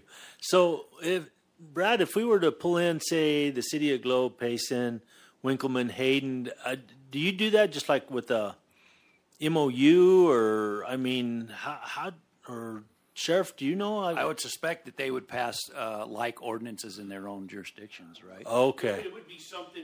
This isn't a memorandum of understanding where we're going to work with them. This is we're passing an ordinance. You're almost doing it as a courtesy. We're about to do this in the county. This may cause an increase in your municipality if the people choose not to illegally dump in the county and they start going in and illegal dumping in somewhere in the city. And it kind of puts them on notice that we may see an increase in this. Maybe we should pass some similar or council members or board policies that are going to similar to what we're doing. So they could draft their own, or they could mirror ours, or whatever they want to do. You could have yours, and then they can say, we like that, we're just going to go with that, and then they'll borrow a lot of the language, and they can draft their own. I got you. But it's not going to be anything like an MOU or anything like that, because everybody for that instance is different. Like I said, the sheriff's goes to the justice courts, Globes goes to their municipal court. Yeah. So it's entirely up to them on how they want to handle it. But anytime you're going to do, this is just my opinion, anytime you're going to do something as a board or as a government that may cause other governments in the area to see a spike in whatever it is you're trying to prevent, you should at least let them know this is more or less what we're considering. Absolutely. And then they can kind of take it from there. So, I guess this would be a question, maybe for the sheriff, on illegal dumping. Now, is it a citation? Is it a criminal charge, or both? Can be, depending on the severity. Depending on the value of what. Well, no, the statutes are written, and you have to meet certain criteria within the statute to even charge that statute. I would say probably less than maybe a quarter, probably even less than that, of the ones that we actually do go that route. Criminal route. Right. We usually, like I said, we have other ways that we can try to deal with that. And, our goal is just to get the thing cleaned up and maybe have somebody think twice about having it happen again. On Brad's point on the signs, as a matter of fact, some of the cases I'm thinking about in my head that's rather recent, it happens to be just like an eighth of a mile behind my house. It was just a real common place for people to go dump stuff, all kinds of stuff, even campers and things like that. We put up the signs and, laid out the fines and what you'd be charged with if you get caught. And then I believe the Forest Service probably put some game cameras up, had a few good example cases of folks that were charged, and then things kind of slowed down. I didn't say they stopped, but they certainly did slow down and got it to where we could get it under control. Plus, there were some community cleanup things and things like that we put together too, which helped get the area cleaned back up, because it's a real popular spot, but it's that's some of our successes and failures in the past. In addition to that, you can also consider, I know with previous supervisors when they were talking about the cutting down of brush and things like that, that the county does for fire prevention and such, there's a lot of people that are having to do community service within our community. And so in an effort to really attack the illegal dumping is you could almost provide them a 2-for-1 if they working on illegal dumping. So if they're out picking up trash in illegal dumping areas, if they had 80 hours of community service, it can be worked to where if they did 40 hours of work doing that, that would count for 80. So there's different incentives we can get to kind of move people who have to pay their debt to the community towards what the biggest needs in the community are. Thank you. Yeah, I bought them a truck and a trailer so they can clean up some of these places. Except during COVID, they weren't doing anything because you couldn't put them all in a vehicle and go somewhere. So it's been kind of but yeah, and they are working with us as they can to clean up some of these areas. As a matter of fact, I've even done drive-arounds with probation to look at some of the areas that they need to spend time with, as well as our cemeteries and things. So, yeah, I'm just trying to get the public involved and put a few more teeth in trying to keep some of this from happening. To let people know that we don't like it. You can take it to the dump for $1, and if you take it somewhere else, it's liable to cost you $1. So we can provide probation with another truck and trailer to pick up more of their stuff from the citations or fines or whatever. So, I was just trying to get it up and out and in front of staff and you guys to see kind of where we might be able to go with it. You got any more questions, comments? No? Yeah, Yes? maybe a comment. Thank you, Mr. Chairman, for opening up this discussion. Yeah, illegal dumping is a problem. I don't know how to solve it. I don't know if a reward program would solve it either. So I do appreciate the intent, though. So, Mr. Sheriff, if you would be able to put a figure to how many calls you get on this in a year's time, would you have any idea? Well, we could easily do that for you, but as I said, right now it would probably be low, not because there's not those cases out there. It's just people get to the point where we can't do anything with it, then that we don't get the calls and we don't get people saying, hey, there's a problem. Usually we get the call after the dumping has happened a half a dozen times or something, and it's getting so huge that it's blocking the road or something to that effect, and then of course that's way on down the road, and it's kind of harder and harder to get any kind of thing put together for that. But we can certainly get you the numbers on what we do. I guess the reason I'm asking is I just wonder how many people actually witness illegal dumping. It's not very many. Yeah. I'd imagine there's quite a few that witness it. There's just That not we very don't come many forward, that care to come forward You're and say so. right. And those are the somebody ones, knows. Yeah, those are the ones I want to encourage. Yeah, somebody that didn't dump it probably knows what happened, but Yeah. we don't normally get those. Okay, thank you. That's all. And going to that point, Tim, we've cleaned up places where there's half a dozen or more homes right there. I mean, they're looking at it straight off their patios, straight down the hill. They're looking at it. Somebody had to have seen something. And then anymore, in the last few years, there's more and more people out in the woods as it is anyway, just roaming around. I mean, we've talked to a lot of people that drive by while we're cleaning up and saying how good it is to see somebody clean it up, yada, yada, yada. So I'm hoping that those people are they're roaming around and they know that we're serious about it. They'll take more of a stand to help us with it. Yeah, and everybody's got a cell phone. And cell phone, they don't make a cell phone without a camera. I know. I tried to buy one, and they say we don't make it without a camera. And so everybody's got a cell phone with a camera. And so the thing of it is you need better evidence. Okay, picture's worth 1,000 words. Well, it might be worth $1,000 if you take the right picture. I'm just trying to see what we could do to help everybody's situation just a little bit more. Jackie? Thanks, Mr. Chair. I have some thoughts. The suggestion of an easy first step is to put some signs up in those locations that we know there have been historical dumps. Generally, though, what that's going to do, in my opinion, is the dumpers are just going to find new places, right? But at least it begins to raise the public awareness that we're watching and that we care. The other entities that I was thinking, in addition to the cities and towns, would be to have a conversation with Tono National Forest and the State Land Department, because a lot of times that's who get, and San Carlos Tribe. We don't want to be taking, I can imagine if we all start watching, it'll make a problem for them. So I think signage is a fairly reasonable first place to start. Public awareness and some conversation and maybe some article. So we've tried to raise awareness. We have we have those cleanup dump days.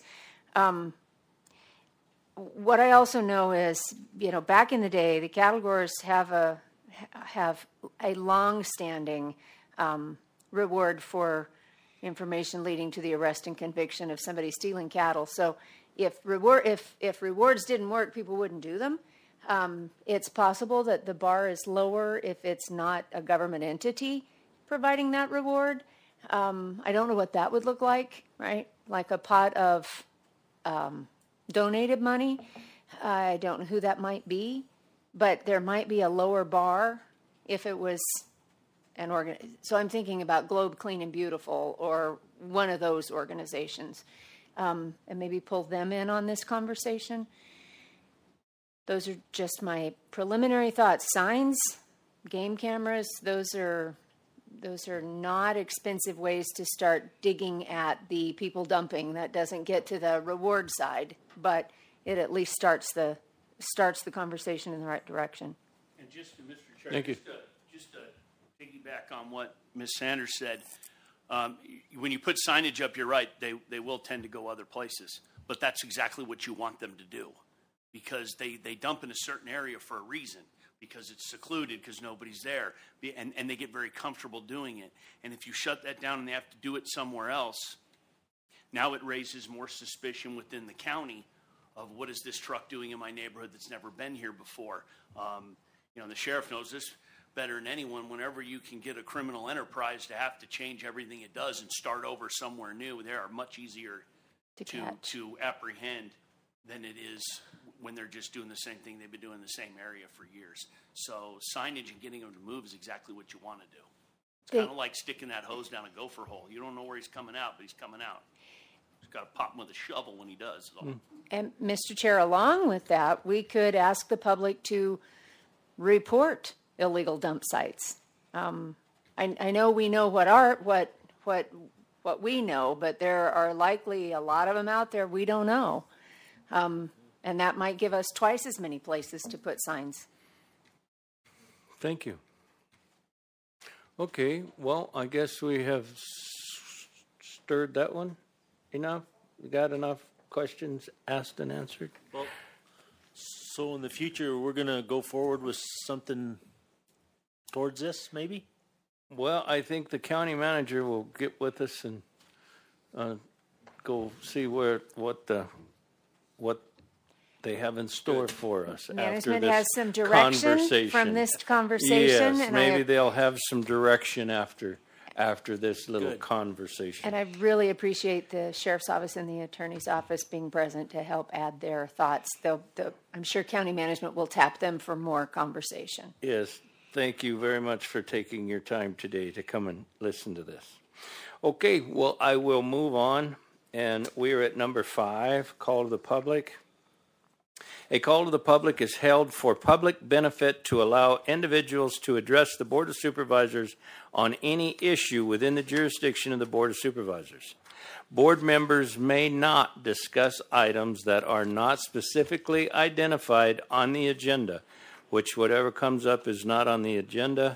Therefore, pursuant to ARS 38-431.02H, at the conclusion of an open call to the public, individual members of the Board of Supervisors may respond to criticism made by those who have addressed the board, may ask staff to review a matter, or may ask that a matter be put on a future agenda for further discussions and discussion at a further date. Do we have any call to the public in Payson? No, sir.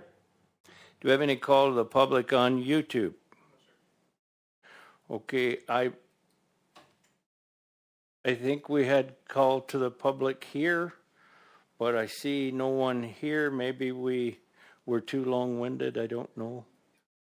Okay, well, moving on to item 6. At any time during the meeting pursuant to ARS 38.431.02K, members of the Board of Supervisors and County Manager may present a brief summary of current events. No action may be taken on information presented.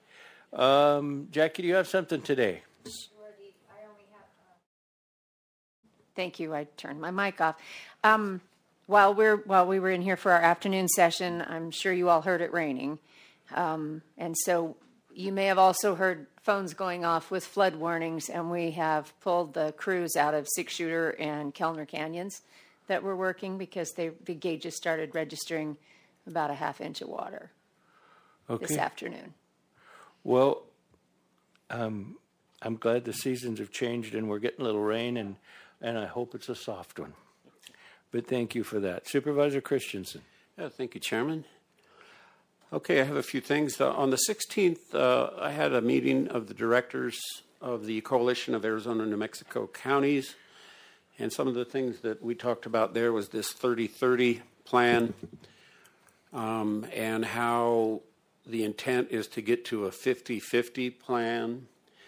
And so that's a bad direction. So we're pushing against that as much as we can. You know, the ideal of eliminating private property is basically a Marxist ideal, and that's what we're seeing happening. They talked about Mexican wolf issues. I think everybody in the room would not cry too much if every Mexican wolf disappeared out of Arizona. But now they seem to be allowing problem wolves to remain in the wild. Problem meaning that they know that they're killing cattle and threatening humans. And when this whole program started, those animals were to be removed. And now they're not doing that. So on the 17th, we had the Payson Book Fair. That was a great thing there. Also on the 17th, I attended an open house in Pine at the community center there, and there was information booths, Forest Service, fire departments, search and rescue, sheriff's department, Arizona Game and Fish, APS, and there's probably a few more. And so it was a really great thing for the community to go in and see information with regard to wildfires and what, you know, how they're being fought and post-wildfire. And the 22nd, I was invited to attend the groundbreaking ceremony for the new park in Payson. This is the one that is being built by the Rim Country Educational Foundation, and that the town will eventually take over. It's going to have trails, lakes, and ball fields of all nature. And on the 23rd, I took a tour of what's called Arizona Sunshine, S-O-N, Shine.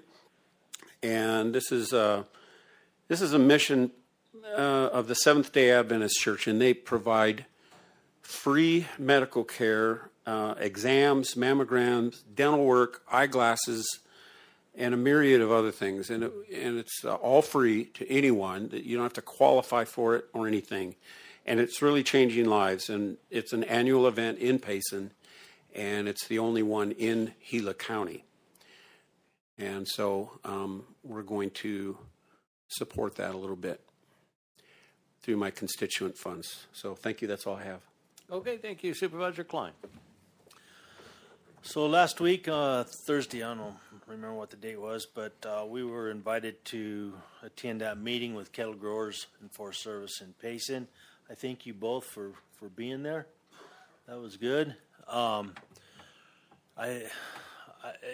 There's a lot of information passed out there and a lot of discussion, and there'll be more discussion. A lot of it on the fires and the money that's either trickling in or not trickling in, and all that. So that was a good discussion there. And other than that, that's it. I'm good. Okay. Yeah, I attended a Republican Club meeting. Jeremy Plain, who's the new forest manager of Tono, and went over some areas with him that we've been working with the Forest Service on. Attended a range meeting up in Payson with the cattle growers, and had my first monthly radio talk on KQSS, and it was long-winded. We didn't have many call-ins, so hopefully that'll get more call-ins as we go forward, but you got to try things, see where they go.